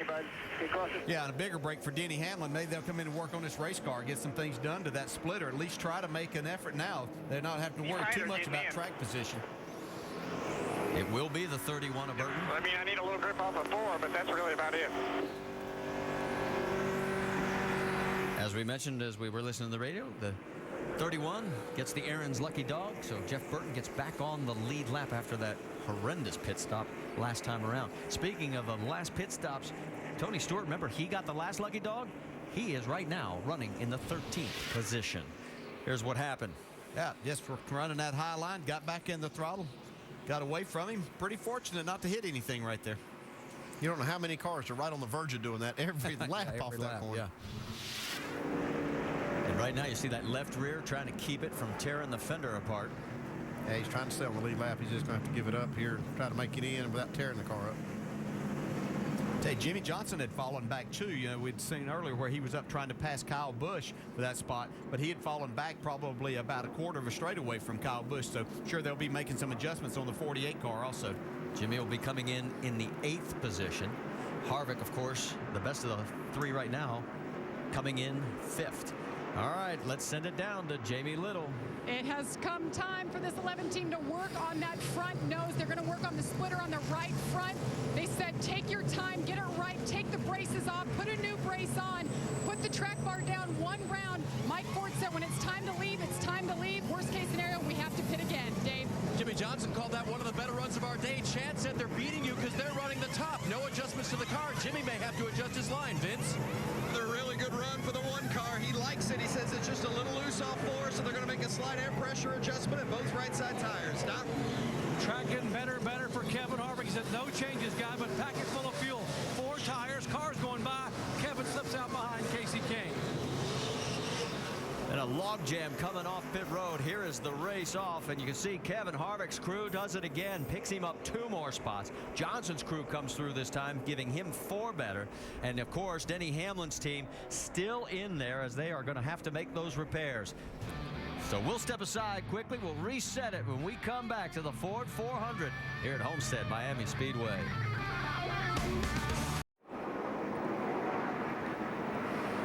Back here at Homestead-Miami Speedway, you're looking at the number 11 of Denny Hamlin. He will restart in 24th position. The team did the job, got the repair done on that right front splitter. Now, he has dropped to 3rd in the points right now. And our current point leader had a spectacular pit stop. And here's the reason why. What a half a second difference means is right here. Show them, guys. Yeah, you can see right here, they're making a great pit stop. You've seen a little bit of a hiccup for them in the pits today, but this is a real good pit stop at the right time. Watch this group of cars coming out right at the same time. Yeah, he gets out back in front. And watch this. It'll get worse yet. He made it through. Getting ready to go back to green flag racing with Truex, Edwards, Harvick, and Johnson side by side. Uh-oh, Harvick slides over in front of the 43 Allmendinger. That could have been trouble. Harvick's racing aggressive today. You can tell he's got nothing to lose. Yeah, gets back to the throttle, battling Jimmy Johnson for that 3rd spot. Oh, look at this. Oh, Kyle Busch. We saw that move last night in the Nationwide race and Friday in the trucks. Oh no, and Joey Logano gets turned around and damaged on the front end of the 20. And quickly we have another caution. That's good. We're junked up pretty good here. Radiator, at least, pretty bad. So that great streak of finishes that Joey has had is going to come to an end here. It looks like he's gotten turned into the outside wall, maybe. 4 cars that did take advantage of the wave round are going to get a break here. Blaney, Quapple, Lally, and Conway. So let's go back and show you now. Right side of your screen. Yeah, 3 wide got forced over. And ooh, it looked like he got turned. Pablo Montoya. Yeah, it looked like Clint Boyer actually came up on Logano to force him over a little bit. Like Bill Elliott caught a piece of that. Now, you want to be Denny Hamlin and have your heart stop for a second? Here's his view. Yeah, no, I can't. I said Boyer did. I see right there, Boyer didn't do anything. Joey looked like he just maybe misjudged that. Well, he was running 19th. He's had top 7 finishes in his last 5 races. Scored the 4th best amount of points here in the 9 chase races. And right now, there you see the 2 that are 1st and 2nd in the points as it stands right now. As we go to break, one more view from Denny Hamlin. Joey Logano hits the wall. 125 laps to go to decide the NASCAR Sprint Cup Championship here at Homestead-Miami Speedway. It's Carl Edwards, Martin Truex up front, Jimmy Johnson 3rd, Kevin Harvick 4th. Let's listen to Harvick's radio. Here's a trivia question for you. Who's 2nd in the points right now? Checkle. 2-9. And that's points as of now. And as you can tell, these guys are keeping track of all those positions. We're back to green flag racing. Harvick with a good restart right there. Seeing pushing Martin Truex down to turn 1. Side by side. 3 wide now. Here comes Jimmy. Kyle Busch again. Kyle trying to make the triple one more time. He did it earlier this year at Bristol. And he moves into the 3rd spot. And boy, he got a little close again to the 29. They've had a few little minor. Here comes Harvick back to the inside, though. Harvick down the front straightaway. At the stripe, he has the position officially. Jimmy's got the best seat in the house, and you're riding on board with him. I don't know if that's going to be the best seat till they settle this little argument they're having. Battle for the race lead. Carl Edwards, Martin Truex, they're trying to check out on everybody that's going too wide behind them. Harvick had made the pass, and Kyle put the crossover move back on him. See if Harvick comes back to the inside again. Ryan Newman right behind Harvick. He's side by side with Jimmy Johnson. Behind them, it's A.J. Allmendinger, Jamie McMurray. Our race leader, if you're just tuning in, is with top of the hour, Carl Edwards. Points leader, Jimmy Johnson, right now is running 5th. And the highest running chaser is Carl Edwards. Our lowest is Jeff Gordon, who's down a cylinder. He is 2 laps down in 36th. Jimmy Johnson battling hard here. That's 5 points he doesn't want to lose right now. Side by side, these two going after each other. Remember, neither Harvick nor Johnson have led in this race. Martin Truex has led a total of 40 laps. Carl Edwards has led 98 of them. Martin Truex back out there to release some more now. Between the two of them, they've led all but 8 laps today. Like I said, they're trying to make it their own party. They have opened up a full second already over 2nd and 3rd.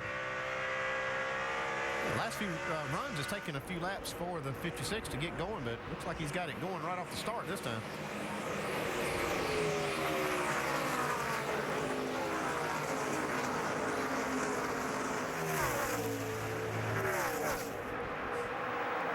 Denny Hamlin trying to fight his way back, and he's picked up a couple of spots, guys. He's picked up to 16th, 5 spots from where he restarted. Yeah, still just kind of going on that bottom side of the racetrack most of the time, even though he goes in high this time. He's just trying to find anything that'll work with this race car. And here comes Jeff Burton on the right side. That's Kevin Harvick's teammate, knocking Hamlin back a spot. Remember, Burton was a lap down, and on the left side, you got Carl Edwards again with Martin Truex. Truex with a big run on the outside coming out of turn 2. Yeah, they're doing all this side-by-side racing and driving away from the field. Yeah, normally that's not the case. Boy, look how high Truex is. Rim riding. Side by side here. They come by the stripe again. This time it'll be Truex at the stripe with the official lead. Total of 16 lead changes now between 7 different drivers.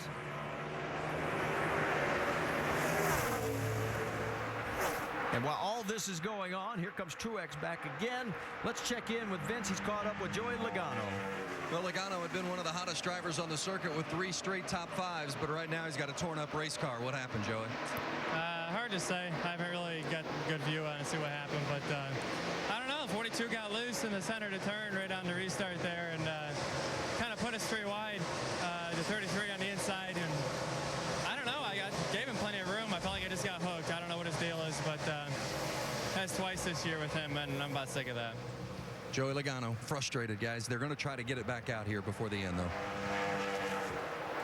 And he's had 3 DNFs this year, all because of crashes, and finished 3rd last week, but that's not going to happen today. But you heard him say they'll try and get back out. Denny Hamlin right now. Here comes Jimmy Johnson as we change the coverage because he's got his hands full with Jamie McMurray and Ryan Newman. McMurray actually came up past both of these cars. We're trying to clear Johnson right now. McMurray shown in the 5th spot, Newman 6th, Jimmy 7th. They're all duking it out, 3 wide coming down. Now Jimmy pulls in behind. Just behind this group, A.J. Allmendinger got really loose up in turns 1 and 2. Denny Hamlin was in that group. And there is the A.J. Allmendinger, and we heard that A.J. hit the wall when he got that loose. He was 9th at the time. Hamlin, he is right now shown in 16th, so he's dropped back that far. Let's go back to Greg Biffle's onboard and watch what happens with the... Yeah, he did tap it. More than once. I think his teammate Eric Almirola might have been involved in that a little bit. So he has fallen back now to the 17th position. Battle for 5th right now between McMurray and Newman. And you see Jimmy Johnson's lost contact with that group.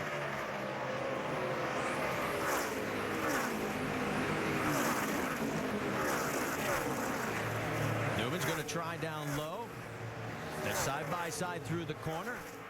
Coming out of 2 down the backstretch. Let's get an update on the 48, Dave Burns. Well, Jimmy was hoping he had that pass earlier on Ryan Newman, a corporate teammate. Newman's team getting chassis and motors from the Hendrick group, but he couldn't get around him. He was a little upset about that. But Jimmy's not running the high line to get around any of these guys. He did in the first practice when he was in qualifying trim, but in final practice, he had trouble running the low line. So the middle was where he ran best. Guys, I think he could run the high line if he wanted to. He just hasn't pushed that button yet, staying very much in the middle of the corners on either end. Falls back in line right now as he continues to run in the 7th position. He still controls his own destiny as long as he stays in front of Denny Hamlin and Kevin Harvick where they are right now. You saw where the points are here at the Ford 400 with Martin Truex leading with 112 to go. Ford 400 at Homestead-Miami is brought to you by Silver Star Ultra Headlights from Sylvania. See farther, see wider, see better. And Nationwide Insurance. Enter this code at codespotter.com for a chance to win a Roush Ford Mustang. Not a whole lot of folks out on the beach, but there are a whole lot of folks watching the Ford 400 at the Homestead-Miami Speedway just south of South Beach, and they're watching New Jersey native Martin Truex Jr. lead at what's been his best track statistically on the NASCAR Sprint Cup circuit. 4 straight top 10s here, an average finish of 11. You see he's had a very solid run all day long after the 56 took the green flag today in 25th position and marched his way forward. As for the championship contenders with 105 laps to go, Denny Hamlin is running back in 15th position. That's exactly where he restarted just a little while ago with 124 to go. You, Rusty, were watching Denny Hamlin and thinking he's just not getting it done right now. He's just not getting it done right now, Alan. He needs to work in that car some more. They need a caution flag. They need to spend the time to come down and check the toe in on the right front corner where he had that damage. Also, the right front fender is still sticking out too far. They've got to get that thing under control and take some time and work on this car. I believe he can get the thing back on track, get the speed back out of it, but they need to be patient and work on it. The right front corner is the corner that's causing all the problem on this car right now. And the laps are running out to continue to be patient on this championship. Meanwhile, Jimmy Johnson has slipped back a little bit since caution is out. 7 cars in some trouble. That is Kevin Conway, who has gone for a loop. And this is yellow flag number 6 in this race with 104 laps to go. Well, here's the opportunity for Hamlin and the 11 team to work on it some more. Oh, absolutely. This is perfect for Hamlin now. Now they need to get this thing down in there, work on it, spend some time. This is, in my opinion, one of their last shots. They're going to run out of time getting to the front unless they fix this car right now. Quick other couple of points about the championship guys. Ray, 48 car, Jimmy Johnson. He slipped back in this last run. Yeah, but I think that might have been a little bit intentional. That's where that experience comes in. He had his eye on Kevin Harvick, knew how fast he was, but he also had his eye or his ear listening to Chad Canals tell him where Denny Hamlin was. Denny Hamlin and the 11 car are struggling, like Rusty says. So right now we'll see if they fix that car, because if they get it going faster, then Jimmy's going to have to go faster. But right now he's riding in that comfortable rocking chair. And Big Brad, the pit stops that we're going to see under this caution, another opportunity for Kevin Harvick's team. This plays right into Kevin Harvick and Gil Martin's hands, getting this pit stop opportunity. They've got a really good race car, put themselves in a great position. If they can get a good pit stop here, get her tightened up just a little bit more, Kevin Harvick could get out close to the front and possibly lead some laps, really putting a lot of pressure on Jimmy Johnson. Let's just leave that wedge out of it, Gil. Let's leave the wedge out. Let's just leave it like it is. 10-4. No changes. All right, so the one thing they will change are the 4 tires and the amount of fuel in the tank as the cars get ready to come to pit road. The stops will come with 102 laps to go. And let's begin with Jamie. And Denny Hamlin saying he's way too loose still. The last round of stops have helped him 50%. They're going to take a big swing at it here, although they will leave the splitter alone. Wedge adjustment, air pressure adjustment, track bar down. Try to tighten this car up, Dave. Running 7th, a bit 3 on the high side. Air pressure adjustment for that. 4 tires and Sunoco fuel. Vince. The 18 of Kyle Busch, he started 30th, he's up to 3rd. He said he needs it to turn just a little bit better at the start of the run. They're going to make an air pressure adjustment with 4 tires. Doc? And you heard Kevin Harvick call off the wedge adjustment, said I can't roll the center and I'm loose off all, and I don't want wedge. And he is down and away. They scramble off now 2 wide, 3 wide off the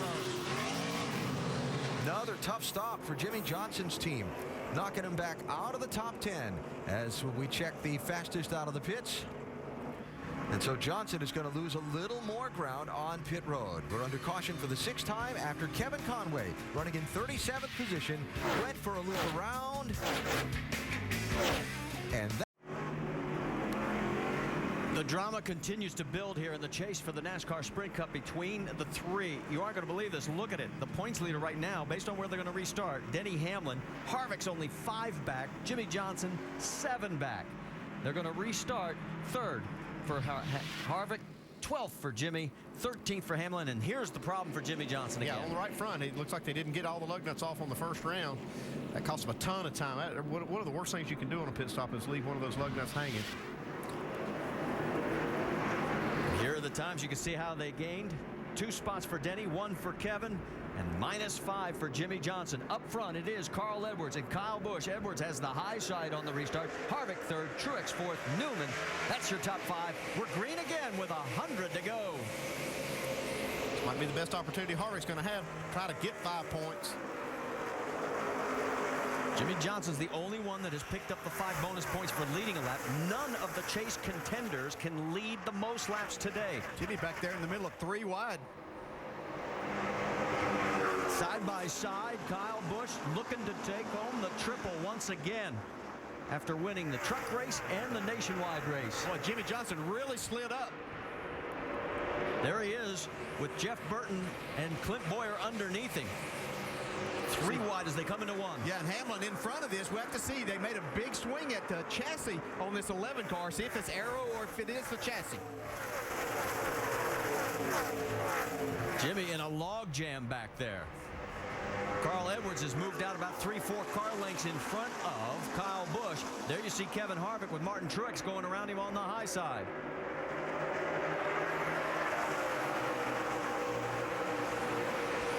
Yeah, seeing some speed out of this 11 car that I haven't been able to see up until this point. There's the 48 going underneath Clint Boyer. Right now, Jimmy Johnson back in 13th position. And he is surrounded by RCR. Richard Childress Racing outside of him and right behind him, and Boyer and Burton. Here comes Brad Keselowski and David Reagan to get into that mix as well. That was big for Jimmy Johnson right there to get him stay in front of those 2 Childress cars, get himself a little clean air and a little breathing room. 4 wide, a little bit further back. That calms down quickly. Regan Smith, Mark Martin there.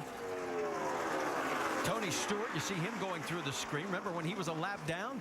All of a sudden, let's check in on the battle for 3rd position because Kevin Harvick now side by side. And can he get the spot? Right now, it still belongs to the 18 of Kyle Busch. Yeah, they got a great battle, guys. I'm telling you, this 11 car is a lot better right now.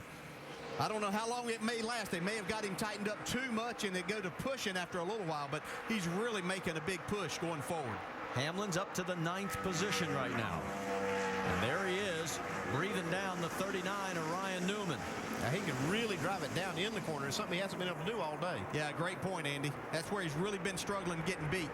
It's coming up on Tony Stewart. Back on lap 102 was when Tony got the wave around. And here he is back into the top 7. And look who the biggest mover is since the restart. So the change they made may make Mike Ford a hero right now in the eyes of his driver. Hamlin cleared the 39 pretty easily. There's the 48 on the right side of your screen. 3 cars behind. And Jimmy knows what he has to do. He's got to pick up his pit crew because his pit crew has let him down today. He's side by side for the moment with Almirola, then tucks in behind. Yeah, well, Jimmy knows this scenario that won't work for him to get this 5th championship. If he can see that 11 car, that's not a good sign. He's got to go get him. Now he still has Newman in between he and David Hamlin. Let's get an update on the 48, Dave. Might remember when the 48 team was replaced at Texas. Part of the reason was Jimmy Johnson speaking up on the radio. Here was his response after that loss of spots on pit road. Come on, guys. See our toes in there. I need you bad. Poor man, they got your back. Chad trying to encourage his driver. The crew refocusing and trying to make these last stops their best stops. Well, and the truth of the matter is there's nobody left to change to. They got to ride this horse. Yeah, they have what they have now. A lot of pressure on that pit crew down there to make these stops in this situation. Tony Stewart, you saw him there trying to get underneath the 18 of Kyle Busch, and Denny Hamlin right behind those two. Can't believe Stewart's rebound in this race. He was way down. He was a lap down at one point. Yeah, the car looked like it was... Whoa, he slid right up in front of Kyle Busch. Yeah, I thought Kyle Busch looked like, you know, he restarted there, took the lead early in this run. Looked like he was going to be something, a factor, because he had gone up to 3rd the last time. Well, Stewart is now in the 6th spot. Kyle is 7th. Denny Hamlin is 8th. There's 91 laps to go to decide the Sprint Cup Championship. Carl Edwards is winning the race. Oh, but the championship's not decided yet. The AT&T Fastest Pit Crew of the Year Awards wrapped up, and the fans selected the 24 team as the winner. Now, that's the team that went beyond the call of duty, jumped in to help the 48 team these last few weeks. In honor of the 24's accomplishments, AT&T's donated $25,000 to Victory Junction. Congratulations, the AT&T Fastest Pit Crew of the Year, brought to you by AT&T. Back here, the drama continues to build. The championship, the ebb and the flow. There is Jimmy Johnson. Right now, he is running in 9th. Ryan Newman on the high side, along with Eric Almirola and Greg Biffle coming back. There's Jeff Burton. Remember when Burton... Oh, and he just hit the wall. Burton hit the wall. And he is slowing. And there's a parts and pieces coming off of it, too. Yep. So he hits that access road. Oh, can't quite hold it there. And he may go back out onto the track if he's not careful. He was 13th at the time. He was a lap down. Okay, there were some parts that flew off of that car going down the straightaway. Yeah, I'd have to say NASCAR's taking a good look at this. There's Denny Hamlin with teammate Kyle Busch. Hamlin in 7th. Busch right ahead of him in 6th. Yeah, Denny Hamlin's still moving forward, making this car work now. You see the points right on the top of the screen as they run right now. And Hamlin, boy, the changes that Mike Ford made finally connect this car to the track, and Hamlin is moving forward. Oh, gosh, what the emotions that Denny Hamlin's been through today. Thinking that he might have cost himself a championship. Seeing the 48 up running in the top 5. You see Burton trying to head to pit road now. Now let's go back and show you again on the 31. Yeah, he's sliding. Yeah, and he catches the concrete part of that wall right where that safer barrier ends. He did make it back to pit road, but a tough break for the 31 after getting back on the lead lap and fighting all the way back to 13th position. Had a fast race car. Right now up front, Carl Edwards has got himself a fast race car, but he and Martin Truex, boy, they've dominated these laps led department. But the guy that's on the move, Denny Hamlin, he's now currently in 6th. Another guy on the move is Kevin Harvick. He's the fastest car on the racetrack last lap, running 3rd. Let's get an update on the 11, Jamie Little. Talk about a range of emotions. Everybody in this 11 camp has been applauding every time Denny Hamlin passes a car. Guys, caution is out. There is debris on the racetrack. So that will be our 7th caution of the day. We had 11 last night in the nationwide race. You saw Joe Gibbs on the left side of the screen. He'll be hoping for another birthday present a little bit early. He's going to turn 70 Thanksgiving Day. Actually glad to see that caution flag fly. I saw a bunch of parts coming off of Jeff Burton's car. The last thing we want to see is some of that impact this championship. And we can tell you Burton did take it directly to the garage. The 88 of Dale Earnhardt Jr. will get the lucky dog. That'll put 29 cars back on the lead lap. And right now, Denny Hamlin finds himself back in the catbird seat. He'll come in on this caution in 6th position, 3 ahead of Jimmy Johnson, but 3 behind Kevin Harvick. And you can see the effect on the points right at the top of your screen. Yeah, and as long as we keep that many cars on the lead lap, this is literally going down to the last lap. Anything as we have seen can happen. And it's keeping a lot of pressure on these pit crews for these stops, because that's really what's really changing things is the pit crews doing the job and maybe not doing it down on pit road. And you heard Jimmy Johnson on the radio, guys, I need you. He has had horrendous stops today for the most part. Yeah, and we saw the 11 crew have a great stop the last time, and Denny Hamlin's been having to come in around the 9 car. This time he's in front. He'll have a clear shot in. Denny pits right towards pit in. The others are further down. Let's send it to Jamie Little, because Denny's coming into you first. Last round of pit stops, they took a big swing at it. They're going to do that again. Denny said that helped him 75%. He started off tight, but he freed up. They need to tighten up just a bit more. Wedge, air pressure. Let's go to Dave. Quarter rounds down in the track bar, a little free on the high line near the end of the run. See if the crew can get it this time. Looks pretty good coming around to the left side, Doc. Bottom of your screen, Kevin Harvick's crew. They've gained him 5 positions the last 3 stops. And Harvick, by the way, as Andy said, quickest car on the racetrack, 7 of the last 8 laps before the yellow flag. Harvick down and away. And the race off pit road, Kevin Harvick, look at Good job, this. guys. This crew has been stellar today, picking up spots for him time after time. You see Truex comes out in second. Carl loses 2. They see Hamlin had just a little bit of a slow stop. Yeah, man, Harvick's team really stepping it up for him. Going to get him 5 bonus points here. So you're looking at the race leader. He's going to pick up those 5 big bonus points. Oh, this is getting good. The drama continues to unfold here at Homestead-Miami Speedway, and it's bad news for Kevin Harvick. Too fast entering pit road, and it is a huge penalty, because you're talking about he's going to have to go back to the back of this field to restart here, and it's the 4th pit road penalty of the chase for the 29. Right now, they are still appealing to NASCAR, and Kevin's saying there's no way I was too fast coming in. What did you expect? We got the ways of measuring the speed down pit road, at least the driver's time total. As you can see right there, his driver time was a few tenths of a second faster than Hamlin's. Now, there is also an incident as he was exiting pit road. Watch the tire changer for Casey Kane. And Kevin Harvick's having to come around Casey Kane's crew just as they're finishing up on the right side. See that right rear tire changer right there just gets hit by the left rear corner of the 29. We'll get an update on his condition as soon as we can. And Doc, what's the word?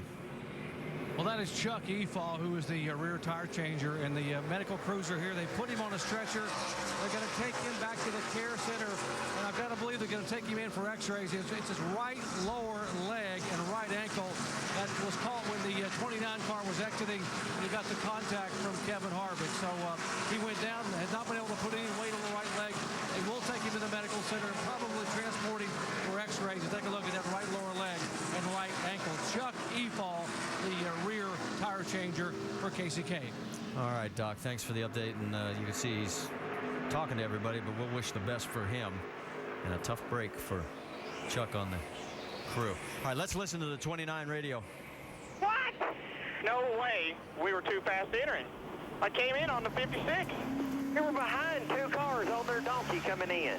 You check it, Billy. I just don't think that's right. Well, you saw him pulling to the back of the field. He will not get credit for leading those laps, which means no 5 bonus points. Gotta show him what you made of here. Here is Gil Martin's reaction when the penalty was called. Yeah, this is electronically timed, so it's not a subjective type penalty. It's just a big, tough break for this team, man. Yes. Very unfortunate. Let's reset it for you. It is Truex up front. Edwards, Kenseth is 3rd. Stewart, McMurray. Jimmy Johnson restarts 8th. And all the way back in 29th is Kevin Harvick. We're green. Denny Hamlin in the 7th position as they go through turn number 1. Boy, look at Truex and Edwards. They have owned the front row all day today. There's Harvick. He's got a lot of work to do, and he's got 75 laps to do it. Jimmy Johnson trying to make a move on the 11. The points at the top of the screen shows you exactly where everybody is right now. Well, Hamlin's in a bad spot here right now. He's got Clint Boyer on his inside, and Jimmy has pulled away from him. They made another adjustment on this 11 car. David Reagan. Oh, I'm sorry, Elliott Sadler into the wall. Yeah, he scraped it along the wall, but he's still under power. No yellow. We stay green. Up front, it is Carl Edwards. Jimmy Johnson a little bit further back. Johnson now running in the sixth position. Car in the wall up here in 3 and 4. Yep. They're just scraping along the wall all the time. And here comes the yellow. The 38 of Dave Blaney hits the wall. And that brings out our 8th caution. Now that actually helps Harvick a little bit. He picked up 4 spots. He might even let him come in and get tires again right here since he's at the back.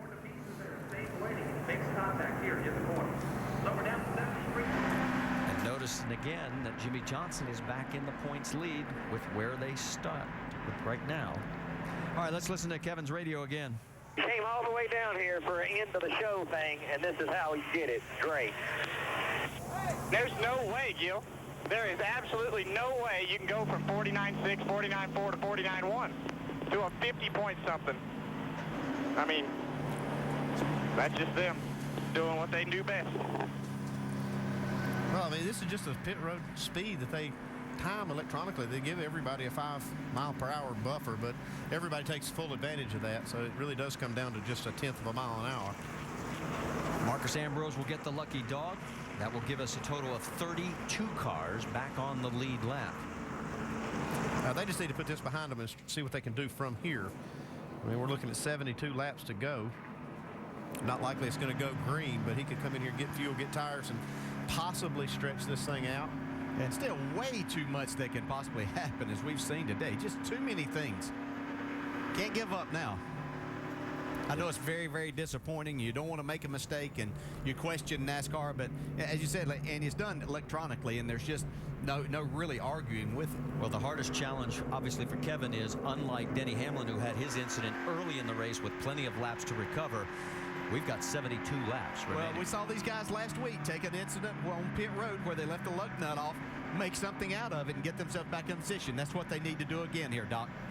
Exactly, DJ. And Gil Martin is trying to get inside that guy's helmet right now. He understands that Kevin Harvick is frustrated. He's upset. He's angry. He's disappointed. He wanted to get those 5 bonus points. The pit crews worked so hard to gain 7 spots on pit road, and that speeding penalty blew it all away. Now, what they're going to do now is Gil just called to Richard Childress and said, give me all the 31 car tires. Get them down here. We're going to tire them to death. Every time we get a caution, we're going to come in for 4 fresh Goodyears, keep fresh tires on the car, and let Kevin keep picking them off. We still got plenty of time to get there. Here he comes again. It'll be 4 more tires for the 29 car as he comes in. And again, Kevin Harvick, after that last exchange, has not said a word on the radio. Gil said, we got plenty of time. We'll be able to get there. 4 tires, no changes, no air pressure. This crew has been stellar all day long, and Kevin told the crew, if you can get me up front in clean air, I'll drive away, which is exactly where he was when that speeding penalty was offered by NASCAR. He is now down and away. Well, just remember, it took Denny Hamlin only 21 laps to go from 37th to 18th when he had his problem. Come back. 69 laps to go here at Homestead. It's Edwards, Kenseth up front, Truex, Stewart, Kyle Busch, Jimmy Johnson restarts 6th. Hamlin 11th. Kevin Harvick restarts 23rd. Oh, 56 got a problem. Oh, he's real loose. He looks like he may have a tire down. He does. A tough break for Martin Truex. He has been one of the two. Come on, guys. He's been one of the 2 best cars all day long. He's led 62 laps. That's why we're telling you can't go away. That something like that could happen to one of our chase contenders here. Right side of the gas, guys, come on. That was the radio on Truex. They're trying to get him back to pit road. It's Edwards now with Matt Kenseth, who has moved up to his best spot in today's race. Yeah, I guess his alarm clock finally went off. It's time to go. So the points continue to keep changing as the teams keep shifting Somebody positions. else in the wall there. That's Kurt Busch. Kurt Busch. He's 12th time today. He has been living up there. Look at this, 3 wide. There's Juan Pablo Montoya down low. Scott Speed, he's been one recipient of the lucky dog today. Meanwhile, up front, it is Jack Roush Racing, the Roush Fenway Fords, 1 and 2, and they've won 5 of the last 6 races here. Here comes Jimmy Johnson. He's going to make it 3 wide. Getting around Jamie McMurray. Well, Champ's decided it's time to go. Right behind him, you've got Clint Boyer. Jeff Gordon just blew up on the front straight. Big puff of smoke from the 24 down the front straight. Yeah, and the caution is going to fly. It'll be our 9th caution today. We're done, Dickerson. Yeah. One way to end the year for Jeff Gordon. Since his last victory, he has finished second 8 times. All right, buddy. That's not how we wanted to end the year, but I appreciate it. It's been a fun year. Wish we could have got you some more results for your efforts. All you boys been trying hard all year. Steve Letard on the radio. These are the kind of things that did not go our way this year, man. It just wasn't meant to be. We're going to work hard and try to get them next year. Already thinking about next year. The 4-time champion. Let's go back and show you what happened to the 2-car. Okay, you see, the 9 got loose. Everybody, same thing happened to him the first of the road. Yeah. Battle the beer wagons, and it hasn't gone well for Kurt either time. I was obviously joking about 12 times, but he has been in the wall a number of times. He's almost down to the foam on the right side of that thing. He's about through the sheet metal. You know, that break for the 24, that'll be the first engine DNF this year for Hendrick Motorsports.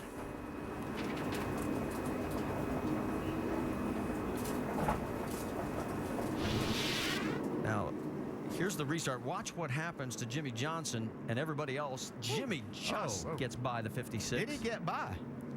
Did he get some contact there? I can't tell. Here's the onboard. Let's watch.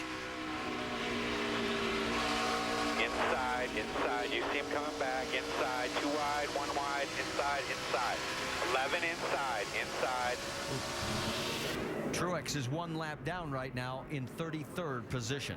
Not in the spot to get the lucky dog. Okay, you got a lot of cars pitting, and it looked like Kevin Harvick stayed out right there, so he's going to gain a lot of track position. The 11 couldn't decide. He was down and out, and he didn't make it. Well, and the 11, it sounds like, from what we're hearing, Jamie, did he miss the call? Yes, he did. It was a last-minute call. Mike Ford said stay out. Then he said pit, pit, pit. And then he said too late. They missed it. He said this won't be bad. It won't hurt us, but it wasn't what they planned. Yeah, the pressure's on these crew chiefs, and we were talking about this is the kind of calls you got to make on the fly.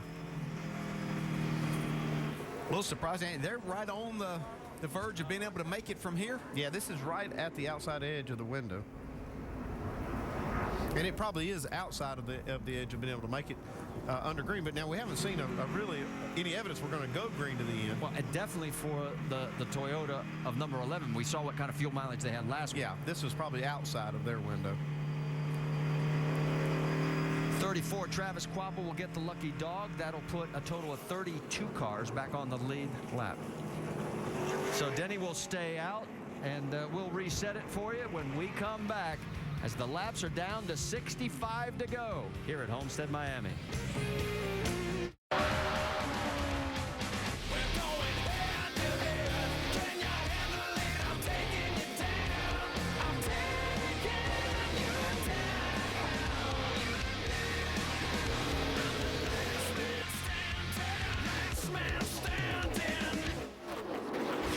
Spins, pit stops, speeding on pit road. Every single one of our chase contenders has had a problem today, and you can see how it has shook up the points. Just 2 points to Denny Hamlin. And Denny Hamlin was supposed to pit. Here was the call. Let's listen in. 10-4 on stay out. Like everyone's coming behind us, let's come on and get tires. We'll see. Pit. Too late. Too much indecision right there. I mean, you heard him say first to stay out, then to pit, then, just too much indecision for Denny to be able to follow. Back to green flag racing with Carl Edwards jumping out in front again. Matt Kenseth, Kyle Busch, Tony Stewart, and Ryan Newman. Jimmy Johnson restarts 6th. Hamlin's 9th. Harvick is back up to 11th. Remember on lap 192, he was 29th after the penalty. They're right on Denny Hamlin's bumper, maybe inside. Here we go. 2 contenders. contenders side by side into the corner.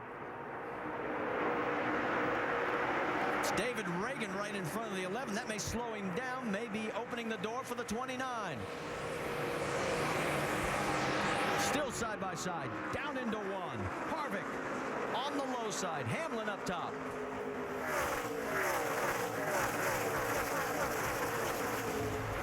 And Harvick still trying to finish the deal and can't get it done. He has a little fresher tires. See him drive it off in the corner and take that spot away. Marcus Ambrose also back on the lead lap. On the right side, the battle for the lead. Matt Kenseth. Now those two are duking it out for the 4th position in the points. Matt Kenseth and Carl Edwards. So 5 bonus points for Matt Kenseth in their battle. Harvick finally clears Hamlin over on the left side of your screen, and he's duking it out now with Jamie McMurray for the 8th position. Jimmy Johnson a little bit further forward. That's the battle for 3rd. See Kyle Busch doing everything he can to help his teammate Denny Hamlin with this situation by trying to stay in front of Jimmy Johnson. Back there in 5th, you see Tony Stewart, then Ryan Newman, David Reagan, and Jamie McMurray was side by side with Harvick. Jamie McMurray came off turn 4 sideways and then went and made the crossover move on Harvick. Here comes Harvick back to the outside, though, getting a big run. Biggest problem he may have is now Jamie tucks back in. And there is Denny Hamlin, 2 cars behind with now Brad Keselowski coming up on him. This is one of Brad's better runs here in Sprint Cup action. He's in the 11th spot. Yeah, one of the problems that Denny's going to have is there's a lot of cars behind him that have new tires.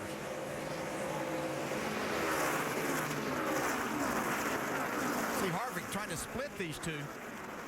That's Reagan down on the low side, Ryan Newman on the high side. Over on the right side of the screen, you still have the battle for 3rd with Kyle Busch in front of Jimmy Johnson, at least for the moment. 58 laps to go. Harvick going way high that time. Kyle comes back on the high side as well. He's side by side. The 48 sticks a nose in front as they go down into 1. Well, I'll tell you what, Denny Hamlin put a lot of trust in Jamie McMurray right there, sliding right up in front of him. Newman right in front of Harvick on the left side of your screen with David Reagan in the 6th. And now Hamlin's got a mirror full of the number 1, and here comes Keselowski into that mix. Right side of your screen, you got a 3-way battle now for 3rd. Denny Hamlin's championship hopes are all right there in front of him. He has to pass these cars. Needs to pick up positions to pick up the points. Hamlin ahead of the 12 of Brad Keselowski, side by side with Reagan. Jimmy Johnson just couldn't quite get enough room there to slide up in front of Kyle Busch. Great action right here at Homestead-Miami Speedway. Just what we were expecting. The twists and turns I don't think any of us were expecting, but boy, look at this as it continues with Jimmy Johnson trying so hard to get around the 18, and Tony Stewart trying to make it miserable for both of them. Yeah, Jimmy Johnson just got a little bit of an assist there from Tony Stewart, who got up beside of Kyle Busch. That allowed Jimmy to slide up in front.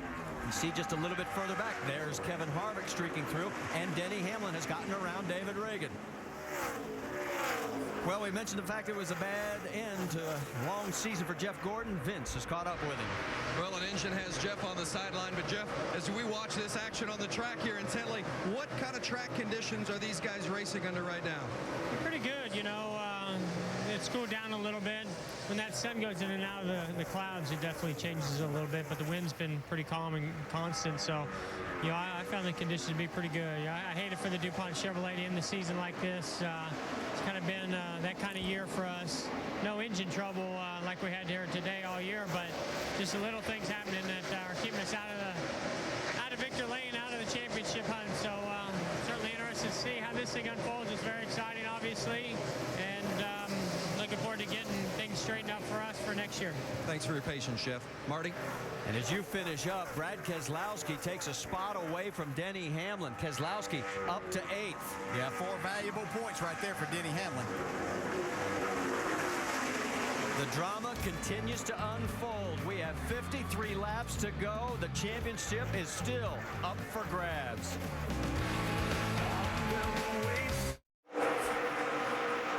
Sprint brings you an inside look at the chase for the NASCAR Sprint Cup on the Now Network. And right now, let's project Jimmie Johnson, the current points leader. He has just moved into second place.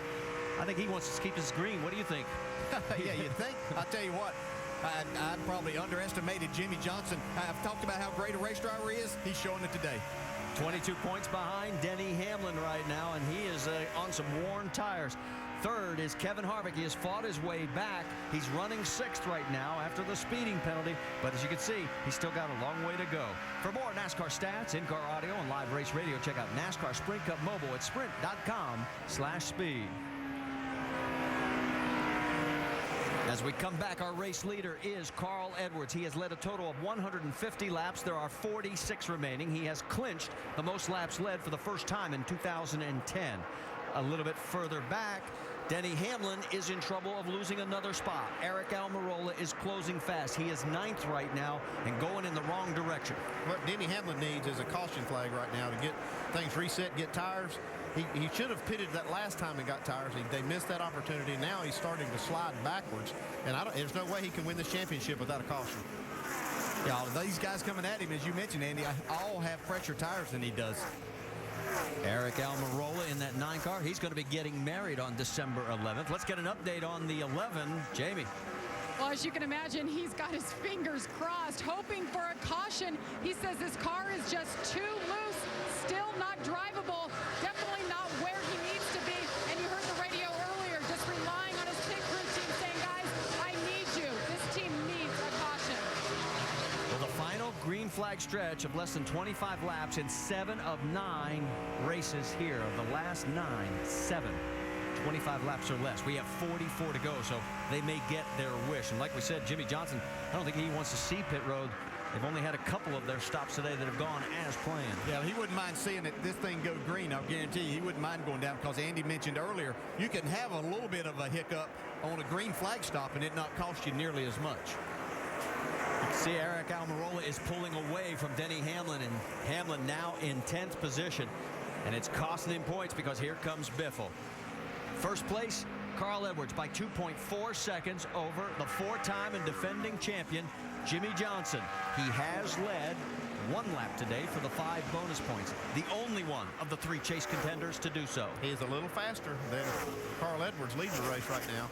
We've had a total of 8 different leaders today, 20 total lead changes, with 9 cautions, as we now zoom in on Kevin Harvick. Harvick, after the speeding penalty, was 29th. He has battled his way back to 6th. Doc, what are you hearing? Kevin is as focused as I've ever heard him. A moment ago asked about how many laps left. He knows they cannot make it on fuel. He is driving out the windshield, which is a term meaning he is focused on 1 car at a time. They reminded him that there's a lot of folks watching at home that want to see this team win it. Not only the millions around the country, but back at RCR in Welcome, North Carolina, all 400 employees and their families are in an 18,000 square foot auditorium with big screen television, and Chocolate Myers, a legendary gas man, hosting them as they watch our ESPN telecast. They haven't given up. They sent word, and Kevin Harvick hasn't given up on this championship. Far from it yet. Yeah, I know Chocolate Myers is back there at the shop cheering him on. And you talk about the worldwide exposure. We had an email earlier this week sent to Jamie Little from England. They're watching in the UK, and it's awfully late over there. We're glad you guys are with us as the laps continue to wind down. 40 to go. The championship still on the line, and the drive for 5 is alive. Kevin Harvick, though, wants to take it away. This week on ESPN's Monday Night Football, it's battle in the AFC West. Kyle Orton leads the Denver Broncos into San Diego for a matchup with Phillip Rivers and the Chargers. It's Broncos-Chargers on Monday Night Football, 8:30 Eastern. Coverage begins at 7 Eastern with Monday Night Countdown served by Applebee's.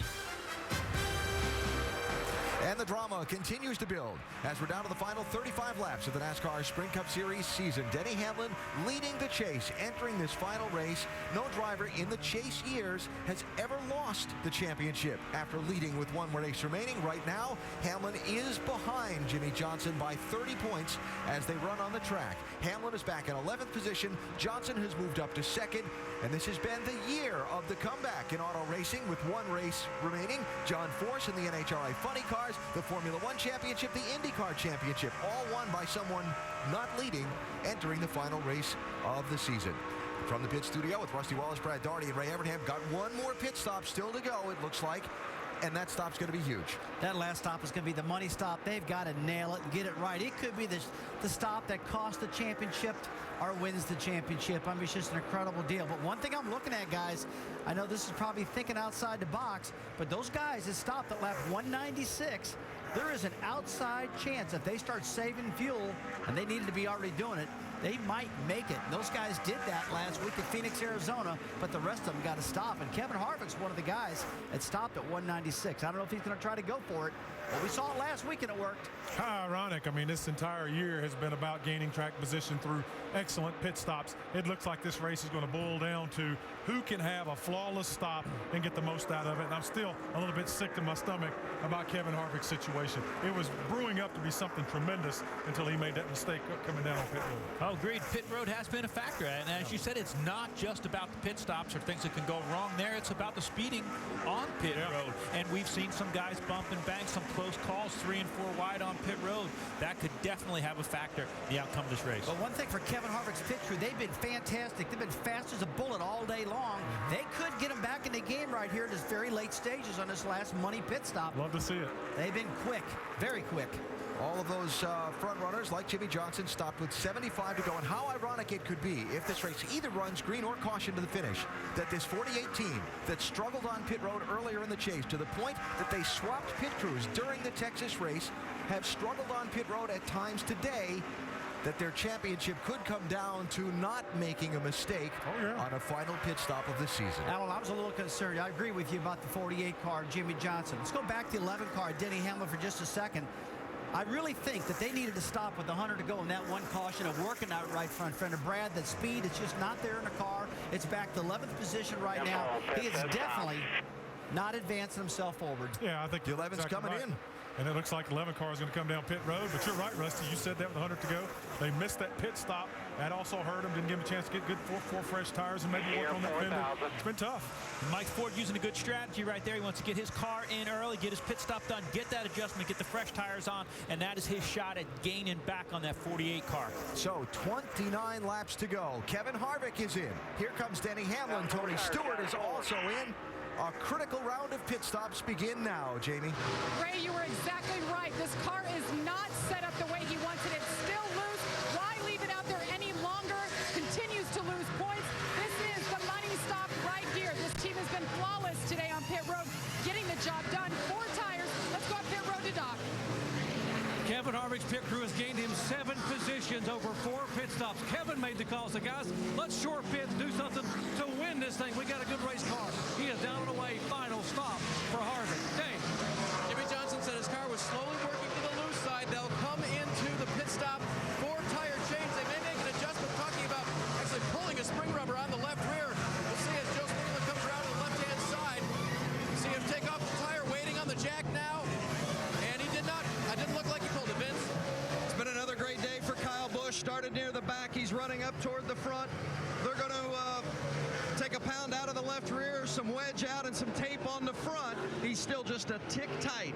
Doc.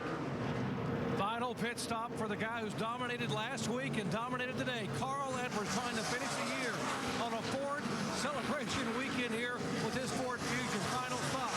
Half a round of wedge out for the 99 car. Tear off on the windshield. 4 tires. Well, the tire almost got away. They grabbed it. Good save by the tire carrier. Left side, jacked under the car. Got to be flawless here. Final stop. And Carl can maybe win 2 in a row. He's down and away. Unbelievable. They short-stopped these cars. They could have run about another 20 laps. They brought him in, get the fresh tires. Pretty key move. Mark Martin was the leader. Now he gives up the top spot on the cycle of pit stops. Dale Jr. Paul Menard, Scott Speed following him in. 26 laps to go. Casey Kane becomes the race leader as the exchange of stops continues. Here's Martin, Doc. Mark Martin was hoping the day would be the day. 44-race winless streak would come to an end. The car just been way too tight, having trouble getting it turning, coming up off the corner. It also gets loose. Final stop of the year for the veteran Mark Martin. Left side tires going on. Minor air pressure only. No other changes. He is down. Right side of the screen, Casey Kane continues to lead as the cycle of pit stops continues on the racetrack. Jimmy Johnson remained ahead of Matt Kenseth, Kevin Harvick, and Kyle Busch as the exchange of pit stops has continued. There you see Harvick racing Kyle Busch for position after they've made their stops. Oh, Larry Tardine. Oh, man. Is that a misjudgment or is that a turn on purpose? Rusty, what do you think? Well, it looked like Kevin was trying to dart back underneath him. He had a big run and just didn't quite clear him. It looked like a racing accident to me, but boy, it's they awful. bumped earlier, though. Remember, they had some... Makes you wonder. Bring the car to pit road. Wow. See, Kevin tried to do that swap over. 10-4. Wow. Yeah, you heard Kevin's radio. So they pulled right in front of him. Wow.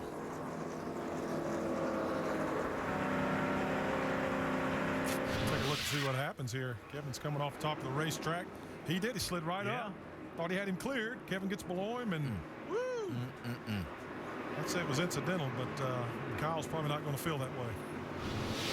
And NASCAR telling Kyle Busch to pull the car over and stop on the racetrack. Get out of the race car, bud. So the fire crews can go attend to that. Comes the fire truck. He's coming to your left. Bud, you got to get out of it. You got to get out of it, man. You got to get out of it. Look at that. All right, there's the fire truck right there.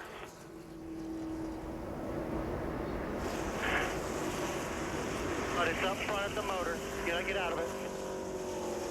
All right, he's out, boys. He's out, and he's okay. So Kyle Busch and Kevin Harvick racing for position just after making green flag pit stops. Contact once between the two cars and contact with the wall for Kyle Busch, and the caution is out for the 10th time in this race. Still got 7 cars that hadn't pitted yet in this exchange of stops. Rusty, what do you see there? They just got so close, Brad, coming off at turn 4 right there. Kevin had a big head of steam up on the 18 car, tried to dart back underneath him, didn't quite clear him, got into his left rear quarter panel, and there we go. Let's take a look from Kevin's in-car.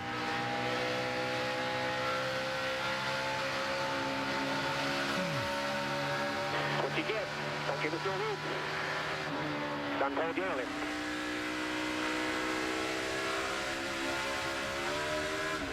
Sonova. Oh, man, he just spun us. If he was coming back to protect his position, it's like Kyle was probably coming back down the racetrack just a second. Well, I don't know, guys. It's a shame to see cars get tore up like that. But right now, I'm a little bit confused, a little bit concerned. I've been looking at the scoring monitor, and it looks like, as it shakes out, Denny Hamlin is caught a lap down and is not the lucky dog. So we'll have to take a wave around and lost a lot of track position. What about plot thickets? Let's ask you, Mr. Championship Crew Chief, what about these other guys? Jimmy Johnson, Kevin Harvick, they just made green flag pit stops. We got 16 cars on the lead lap. Do you stop again and put fresh tires on it? If I'm Jimmy Johnson, Kevin Harvick, no, I do not stop again. Both those guys seem to have cars that are good on long runs. Johnson's car was getting better and better, and you don't want to take a chance on getting it back there. There are not really that many laps left, probably less than 20 laps by the time we go green again. All right, pit road is going to be open. So certainly Casey Kane and the other 6 cars that haven't made their stops yet will be coming in for tires and some fuel. And then we'll see what the break is behind them with some of those other guys if they do come in. And Hamlin, he's like I said, right, he's got no choice. No, he's going to have to take the wave around, which is probably not going to allow him to pit, though, correct? Right. He does have to stay on the track then. Correct.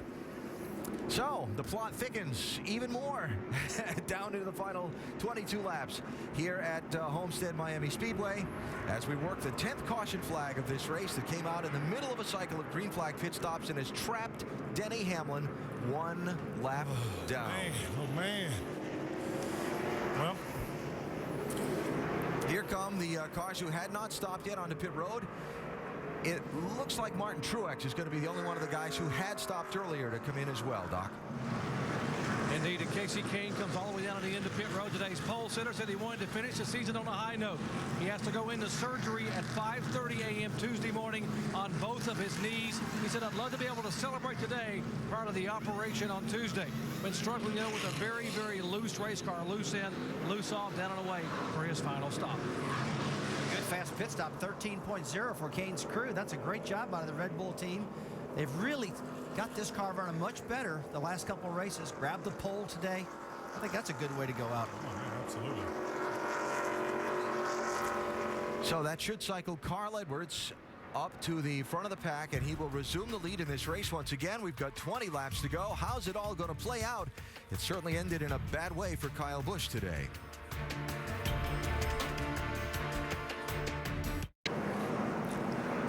Laps to go. We are under our 10th caution here after an incident with many people are going to be debating for days between Kevin Harvick and Kyle Busch. Actually, Denny Hamlin's down to his lone self because his teammates, Joey Logano's out of this race. He came back out, had a bit of a scuffle with Juan Pablo Montoya during one caution. He's back behind the wall. And, of course, he did take the wave around. It will get him back on the lead lap, but he'll restart 18th. Up front, it'll be Carl Edwards with Jimmy Johnson second, Matt Kenseth third, Kevin Harvick in the fourth position. A total of 14 wave rounds, but the most important one was Hamlin. Well, Hamlin's not taking it yet. He'll get it when they get the one to go. Right, and we're waiting for that. Also, Tony Stewart gets the lucky dog, so that gets you caught up on where we're going to be when everybody goes back to green flag racing. Okay, before we do that, let's quickly check in because we caught up with Kyle Busch. Vince. Well, it's good to see Kyle out after that fiery crash, but Kyle, what was your interpretation of the incident? I don't know. Harvick pulled a slide job on me earlier in the day, and I crossed over and passed him clean, but apparently it wasn't in the time of day in order to do that. I don't know, but my guys work way too hard to be in this position and fight hard all day long. To be put with a wrecked race car at the end of the year. We wanted to come out here and finish strong. We felt like we had a top 4, top 5 car, and it means so much to me, to those guys, that we come out of here with a good run like we were having, and it's very unfortunate. It's just a guy that doesn't have his head on straight apparently today, and thought everything was good. Talked to him in the in the pre-race and the drivers meeting and all that, but he's such a two-faced guy, it just doesn't matter. Thanks, Kyle. Marty. And of course, Kyle was going for the triple again. He won the truck race, won the nationwide race, but will not win today. All right, let's reset everything for you. And if you are just tuning in for some strange reason you have missed an eventful day, here's what happened early to Denny Hamlin. This looked like it was going to be a lot more serious. They did have damage to the front end, but it could have been a lot worse. He was able to get back and in contention. Problems for Jimmy Johnson again, apparently on pit road. You can see the guys on the pit lane just upset with the performance. And then Kevin Harvick had a couple of taps with the 18, and this was the last one that put the 18 into the wall. And if you listen to that engine, everybody that did noticed that throttle didn't lift. So there's going to be the debate what that was all about. I'm sure there'll be discussion. This thing's still nowhere near over. No way. No way. Do not leave. We have 18 to go. It'll be 17 this time by. Let's reset it again. It's Edwards and Johnson up front. Kenseth and Harvick in row number 2. And then further back, Denny Hamlin restarting in the 18th position. We're back to green flag racing with a total of 28 cars on the lead lap. Well, Kevin Harvick told us just the other day that he was ready to do whatever it took to win this championship. He's on the high side right now. That's Kenseth underneath him.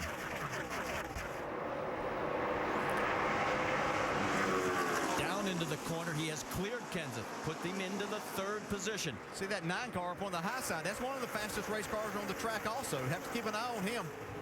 Eric Almirola. He gets around. Whoop, a little tap right there with Kenseth. A little bit of contact there. Further back. A.J. Allmendinger trying to get back into position. He dropped back after his car lost handling. Meanwhile, there's Harvick. Here comes Kenseth and the 9. So Harvick's lost contact. Jimmy Johnson is stretched out in front of him up in 2nd spot, and he's trying to run down that 99 car too. Here we go. Let's try 3 wide as you've got the 39, Ryan Newman. He's right in the middle of all this, and whoa, he slides up right in front of Almirola. could have been a disaster.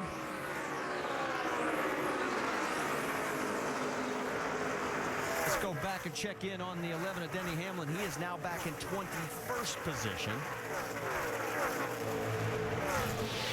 And let's see what happens here as we're on board with Mark Martin. Outside, buddy.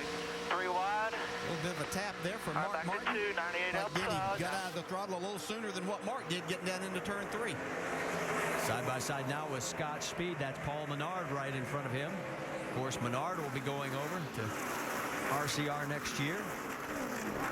It'll become a 4-car effort. Denny Hamlin right now still trying to figure out a way to get back into this mix. You see the points at the top of the screen. He is running out of laps. 14 to go. And you're wondering where Jimmy is? Just look towards the front of the field. He has fought back through the adversity of slow pit stops again and driven back to second place. Kevin Harvick is third. There's nothing Harvick can do unless something happens to Johnson. 3 wide behind him. There's the 43 of A.J. Allmendinger. And what a job this guy has done with the adversity of Richard Petty Motorsports. They find out their future tomorrow. More 3 wide. And guess where Kurt Busch is? Right up against the wall.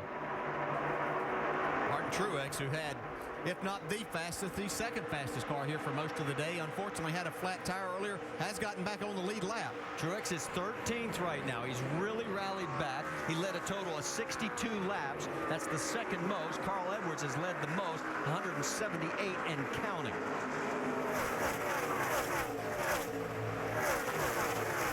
With 12 laps to go, battle for third right now. You've got Kevin Harvick, Eric Almirola, Ryan Newman. Those guys running together.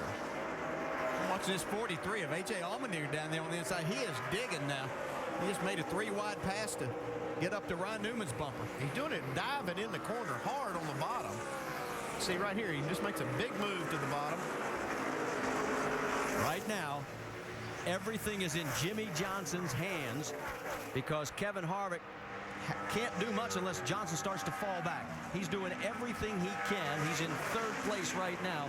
Johnson's a full 2 seconds ahead of him. Right now, Kevin Harvick's holding off a much faster car in that number 9 with Eric Almirola. Almirola's career best finish of 8th was at Bristol back in March of 2008. Right now, he's running 4th, and he wants more. Yeah, and Harvick's sitting here knowing that he's racing for 2nd right now. He sees Jimmy Johnson up there. He knows that Hamlin's back in the pack. He knows he has a chance to finish 2nd in the points, but he sees Jimmy Johnson gone from him unless something happens to the 48, which we, got to get to the last lap and make sure that nothing does. Well, he can't give this spot up. As you can see, there's just 1 point separating Hamlin and Harvick. And Hamlin has moved into the 15th position. He's gotten back around Mark Martin. There you can see where Denny is. But he has got a lot of ground to cover and 9 laps to do it. You're this close to a championship. Came in with a 15-point lead. And right now, it doesn't look like it's going to work for Denny Hamlin unless something happens to that 48 car. Yeah, Jimmy Johnson's just done a masterful job with this race car today. I'm telling you, yesterday, this car wasn't. He was the 3rd of the 3 cars, championship contenders. They made changes on it, and Jimmy's just done a phenomenal job once again of driving this race car, putting it where it needed to go today. On board with Jimmy.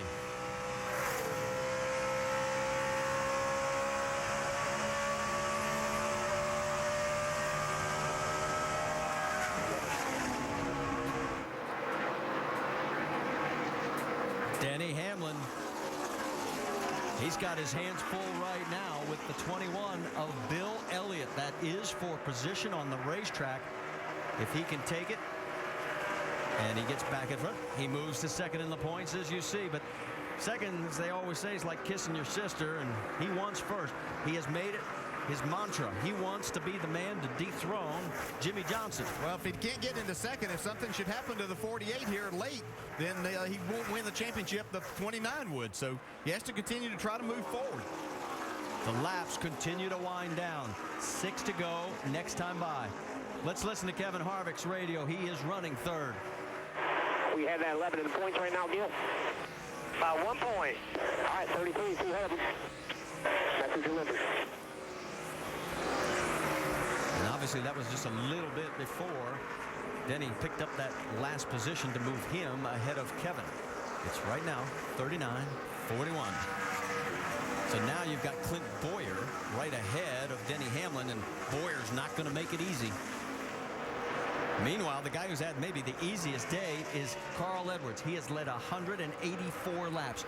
He led 157 of the 267 when he won here back in 2008. 5 laps to go. The magic of 5 keeps ringing in Jimmy Johnson's ears with 5 to go. And who else has won 5 straight? Well, the Yankees, among many. The Canadians, the Celtics. John Force won a total of 10 straight. Michael Schumacher did it in Formula 1. Jimmy has 4. Pretty elite company.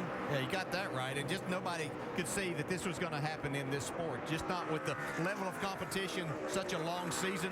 Just can't imagine that this would take place. Well, let's give Jimmy Johnson the credit that he deserves. I think a lot of times too many people just look at the organization around him, and Jimmy's not getting enough credit as a driver, but he drove this car. He willed this thing to that second place today. He certainly did, because the pit stops have not been what they needed to be compared to what they were, the last time we saw this crew in Phoenix.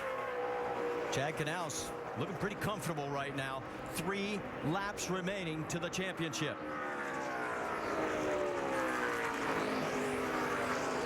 He's got 1.6 seconds ahead of him is Carl Edwards. He's not even worried about that.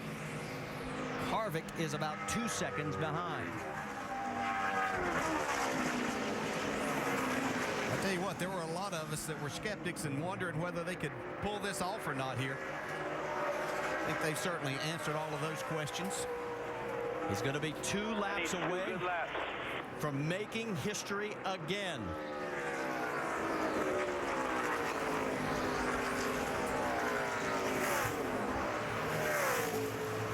Down through turn 2, heading down the backstretch. The race well in hand for Jimmy Johnson. The race leader right in front of him there, the 99 of Carl Edwards. What a day for Edwards. He's going to come up on the white flag lap. There it is, just one more circuit. One good lap. Nothing any of these guys can do. That hammering you hear is the sound of the nail of the final coffin on the Chase contenders' hopes of upsetting Jimmy Johnson.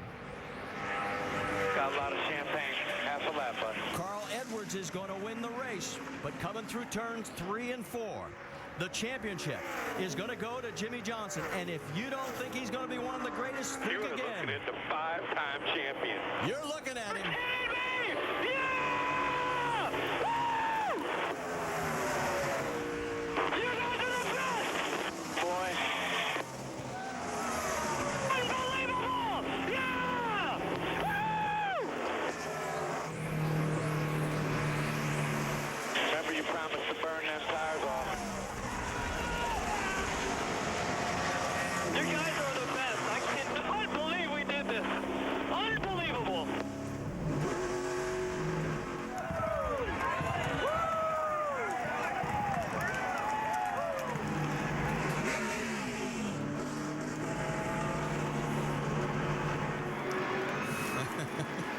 Yes, it did. Your team won, Chad. Kevin Harvick finishes 3rd. Jimmy, you are a rock star, my friend. You driver finished have 14th. proven it time and time again, and you damn did it today, my friend. You guys are the best, man.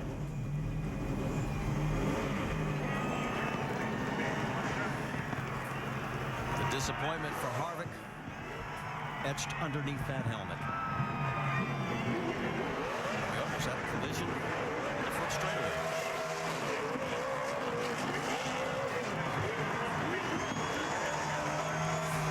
Carl with the backflip. He wins 2 in a row. He's done it now 5 times in his Cup career. And while Jimmy celebrates by burning the tires, Carl's going back up into the stands again. And let's think ahead to next year just a little bit. Remember this race last year? This was the springboard for Denny Hamlin's hopes for a championship. And of course, he does finish 4th in the championship behind Kevin Harvick. And the disappointment of Denny Hamlin and Harvick. And the celebration for the 48. It's just an unbelievable race team that Rick Hendrick has put together there.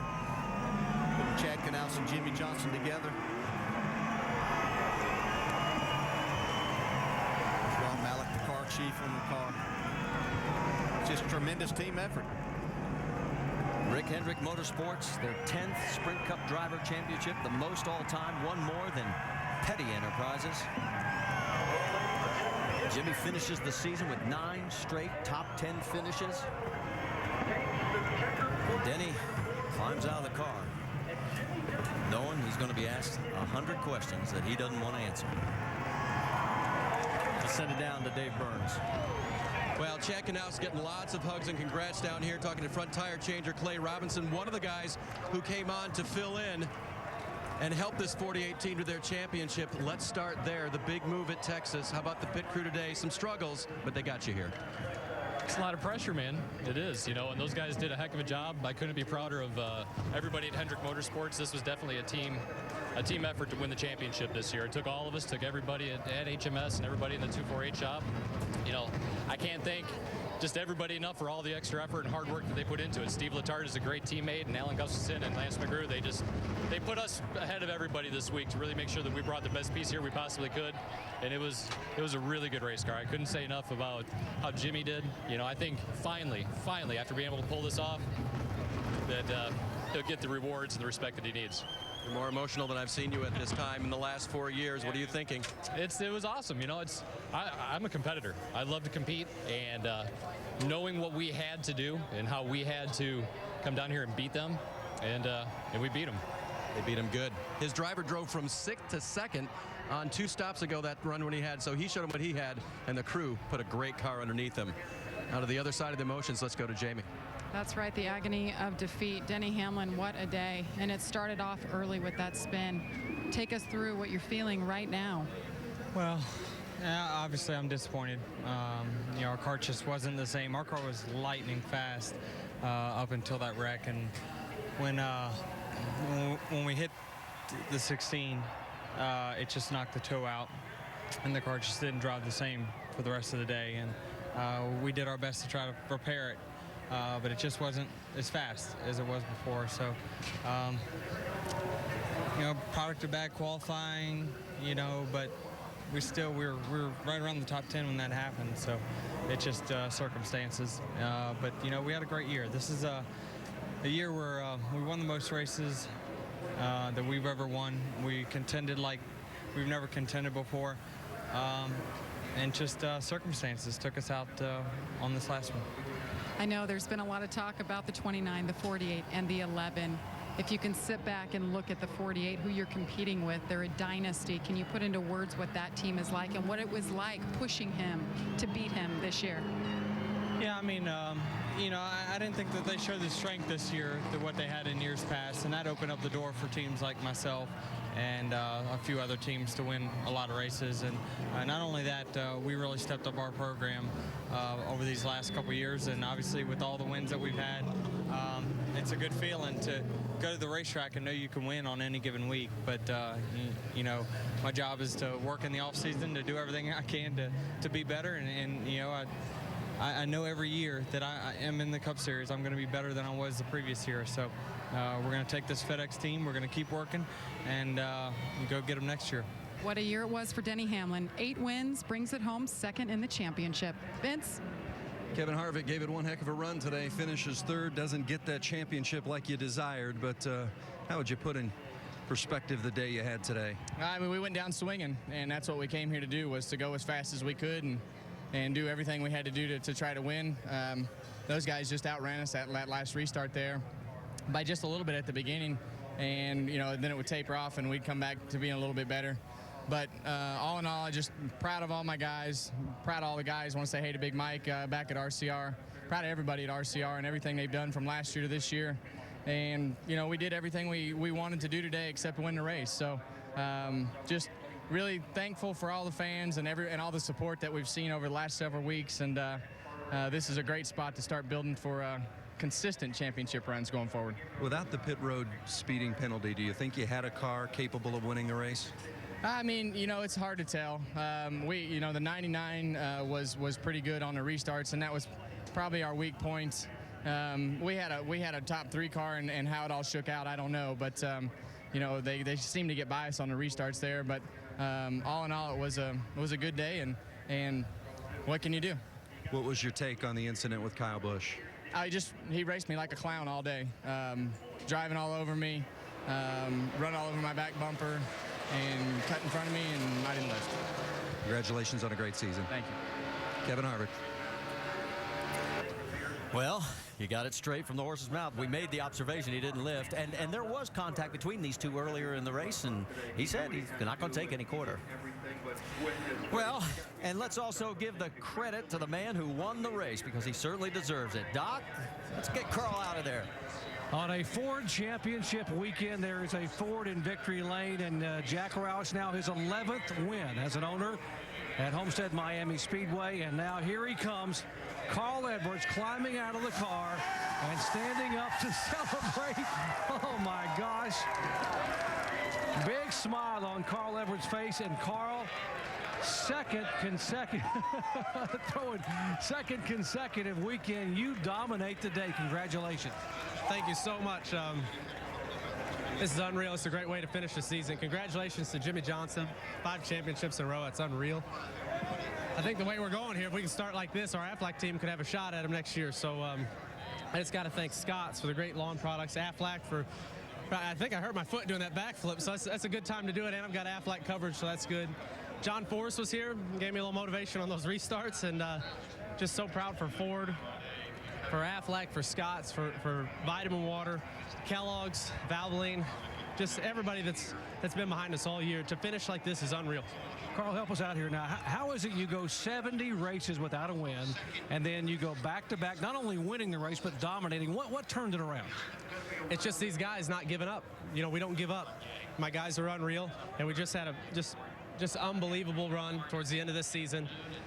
And I'm truly blessed. I'm so excited. Last week, my wife and my daughter weren't here, and today they are, so I'll get victory lane photos with them. And it's just a great way to end the season. I can't wait to go to Vegas. I can't wait to go home to Columbia, Missouri, and I'm kind of hungry. I'm going to go get a Subway sandwich and go celebrate with my guys. This is unreal.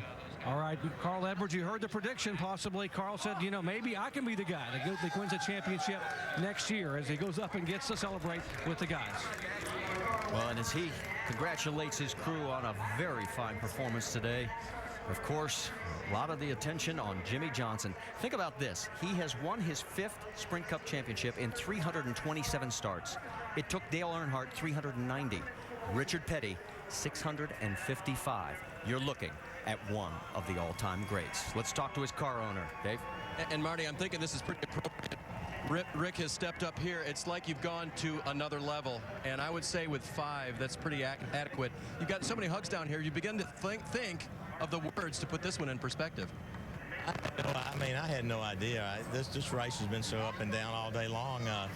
Denny had a problem, and Denny came back. Then we had a problem, and then Kevin had a problem, and it was like who's gonna screw up the most? You know, it's like I'm really proud of these guys. It's so hard to win one of these deals, and for Jimmy and that team to do it the Lowe's 5 times in a row, it's just unbelievable, and that gives us 10 of these things. And I mean, it's just. I'm out of gas. I don't know what to say. It's just this has been one of the hardest fought championships I can ever remember. We lost one in 04 by 8 points, and you know, I feel for Denny and Kevin because they both ran well and they all year long, and you know, somebody's got to win it, and I'm glad it's us. All right, remember earlier this week, Rick said he'd be surprised if it wasn't decided until the last lap. It was close to that. Yeah. It was a busy day, Jamie. And Coach Gibbs, the owner of the 11 team who brings it home second today. And Coach, you've won multiple Super Bowls. You've been in a lot of situations. What was it like today watching Denny go for his first championship? This is obviously a huge disappointment. I think our guys, though, everybody, I was proud of them and fought their guts out. Denny, even at the end there, fighting his way all the way back to wind up second. It was a huge deal for us. And then I think everybody here will hopefully handle this the right way. We realized that it was hard fought all year. Congratulations to the 48 and the guys for winning the championship, but really proud of FedEx and Toyota, our big partners here. And I'm proud of our team. They fought hard all year. What difference did you see in your driver, Denny Hamlin? He's been with your team since he's been in the Sprint Cup Series. What difference this year? What made them so good? 8 wins this year. Yeah, I just think I think it's a maturing process. He and Mike have an unusual feeling for each other. That's great. Our team here is very solid. Our pit crew. In pro sports, you can't win if you're missing something. Pit crew, crew chief, whatever. And I feel like we're a very solid team, and I think they proved that this year. And of course, Denny's maturing. He's still young. So hopefully we got a lot of good years in front of us. And they can't do it without a great leader. Congratulations, great season for Joe Gibbs and this 11 team. And let me bring the two of you in. Give me the driver's perspective on how Denny builds on this, and then from the crew chief side. Well, he'll gather. He'll go back and look at this, and he took what he learned last year in being in the chase and learned from that, got himself in a position to win. Tremendous talent right here, and he'll go forward and he'll be a better driver and person through all of this. Yeah, Mike Ford's going to go back and use this. This is an experience. To lose one of these things and to be in this fight and all this pressure, it's an experience that he'll carry with him now to go win one. They've got great race cars. They don't need to do anything when they go back home. They just need to keep doing what they've been doing and take this experience and try to build on it next year to win it. Well, let's get ready as the champion is making his way towards the victory podium. And Jimmy Johnson with the flag. And remember the flag here at Miami, at the Homestead-Miami Speedway? It'll have his name on it for the 5th year in a row. All right, let's send it to Alan Bestwick, who's going to host the ceremonies and the presentation. Alan, it's all yours. Marty, last year, Jimmy Johnson did a sideways burnout right up into this area where the stage is set up and the photographers are gathered and so on. And hey, who could blame him for taking all the time he wants to do burnouts out there on the front straightaway? What a day, what a hard-fought championship and a hard-fought victory for Johnson and this team. Chad Knaus just came into the area where Jimmy will come up in a moment from now. Huge smile on his face, and here comes the champion for a 5th straight year. His team all gathered up on the stage. Chad meeting him down the track a little bit for some congratulations.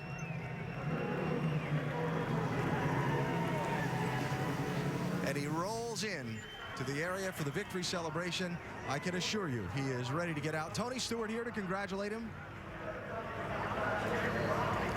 All the sponsorship things are fixed and ready. And I'm sure this moment with Tony will be the first of many drivers to come and congratulate Jimmy. Certainly has the respect of his peers, his fellow drivers.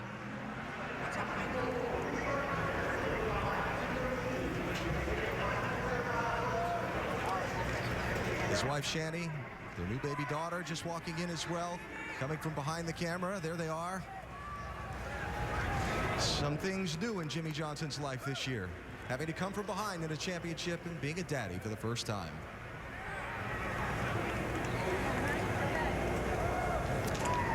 Ladies and gentlemen, for the 5th year in a row, the champion, Jimmy Johnson.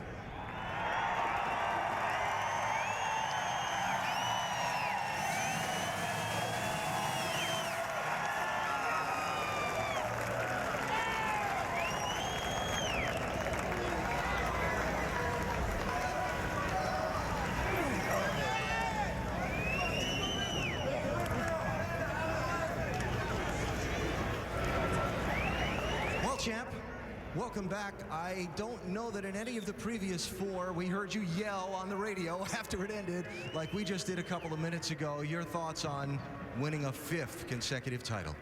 I am just so proud to be in this position and so thankful to have my great race team and everybody at Hendrick Motorsports giving me great race cars. I think this year we showed what this team was made of. At times we didn't have the most speed, but we had the most heart, and we proved it here through the end of the chase, and especially here today. I am just beside myself. I can't believe this. 4 was amazing. Now I got to figure out what the hell to say about winning 5 of these things. Everybody's going to want to know what it means. I don't know. It's pretty damn awesome, I can tell you that. There you go. Now, I want to back up and just take you through your day. You started up front, the other guys behind you. One of your competitors, your prime rival for the title, had troubles early. Then he came and got ahead of you on the racetrack, and for a while you were trailing in this thing once again before rallying toward the end. Take us through your day, how much of all this you knew and what the emotions were inside the car. We really didn't talk about much on the radio, but I could see in the mirror where the guys were, where Kevin was, and where the 11 was. And when he got in front of me and was up there, 2 spots in front of me, I thought, man, it's going to be tough now. And I expected them to be there. But we had a restart or two, and we went forward and they went backwards, and off it went. And Chad made some great adjustments on the car, and we're up there chasing Carl around and put in a great finish in second.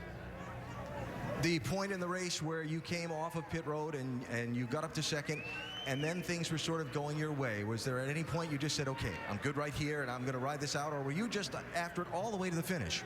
I was after it pretty hard. Chad told me about 10 to go to make sure that we were smart and saving our tires in case there was a green-white checkered. And I definitely backed off a little bit at the end. I don't think I had anything for the 99, but this Lowe's Chevrolet was awesome when it was up front and had some clean air. And we knew if we ever got up there that we would stay there, and it really worked out that way in the end. So just an amazing day for the team, as I mentioned earlier. I have to thank all of my fans, all of the employees at Lowe's, and everybody at Lowe's. I can hear you guys up there. That's right. The fans of our sport. I mean, people that might not be a 48 fan, I think you saw something special today, and we've got an awesome sport, and I'm so proud to represent it as our champion again. The way it started at New Hampshire, the things that happened at Texas, at any point in these 10 weeks, doubts at all that you could be here right now? Yeah, there was at times. I mean, I'm human. I don't think that we're invincible, and I knew coming into this that at some point somebody's going to beat us. And the 11 car did an awesome job all chase long, and the 29 for that matter. So I knew there was a good chance, but I knew if I left this season and I gave it 100%, and so did my team, we could sleep at night. And we're going to sleep. I don't know if we're going to sleep tonight, but we're going to sleep sometime soon. It's going to hurt, but we made it through, and we gave 100% every race, and showed what teamwork was all about with this Hendrick Motorsports car. Congratulations again. In just a couple of minutes, we'll be up on stage and you'll receive the Sprint Cup trophy for a 5th straight year. Awesome. I can't wait. This is amazing. Thank you, fans. You guys make this all possible. Jimmie Johnson, the champion for a 5th consecutive year. He came from behind this time to do it, and he claims the cup today with a 2nd place finish in the final race of the season at Homestead-Miami Speedway. The trophy presentation coming up on stage in just a couple of minutes. What a spectacular season finale it was here in South Florida as Johnson scores a 2nd place finish. Carl Edwards rolls to the win.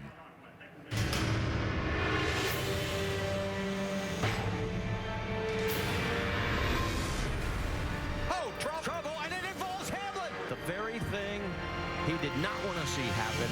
Everybody breathe. Having a little trouble getting the left rear off and on. It'll be a slow stop for the 48. Come on, guys. Stay on toes in there. Need you bad. Kevin Harvick, too fast entering pit road. What? No way. We were too fast entering. This is literally going down to the last lap. Anything is what can happen. Get out of the race car, bud. Get out of the car. You are looking at the 5-time champion. We're kidding me!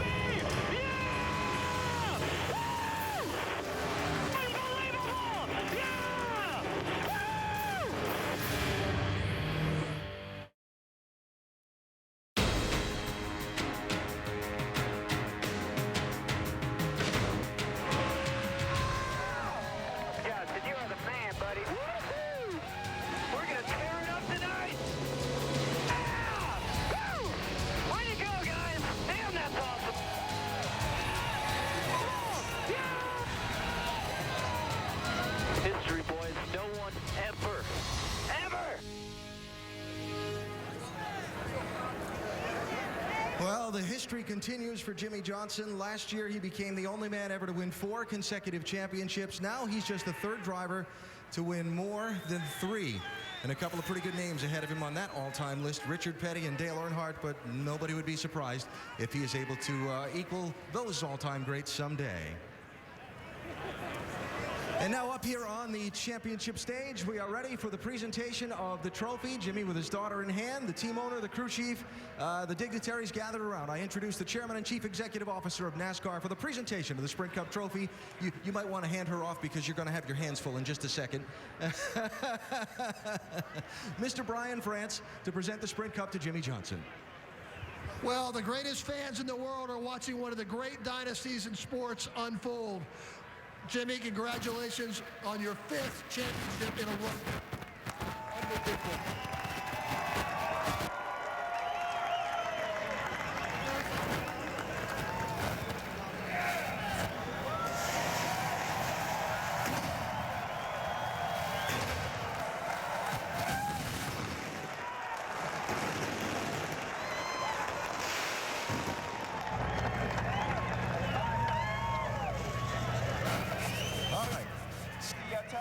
Right back over there, because the Vice President of Corporate Marketing for Sprint, Mr. Steve, has another very nice presentation for you. It's rather large. Okay. So, Jimmy, I suppose the superlatives have been exhausted. 5 straight is something that's been amazing to believe you could find. And so on behalf of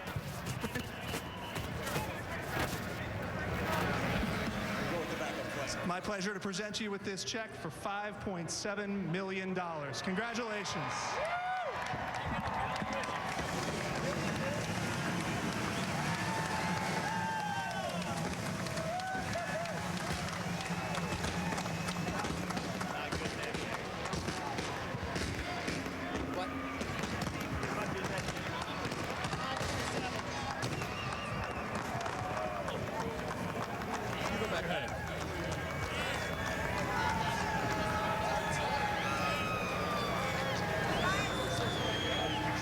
So the check for $5,772,000 from Sprint to Jimmy Johnson.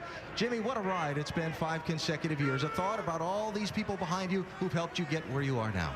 Yeah, it is so special, and this year is all about teamwork. And Hendrick Motorsports was founded on teamwork, and it is today where it is today because of it. I can't thank all of my teammates, all the drivers, crew chiefs, and every employee at Hendrick Motorsports. Robert Niblock standing here from Lowe's. If we didn't have them on board and all the amazing support we get from them and their employee owners, we wouldn't be here either. So just very grateful for this opportunity to drive this race car. I'm so glad that I've made the most of it. The team has, and have 5 of these things. It's unbelievable.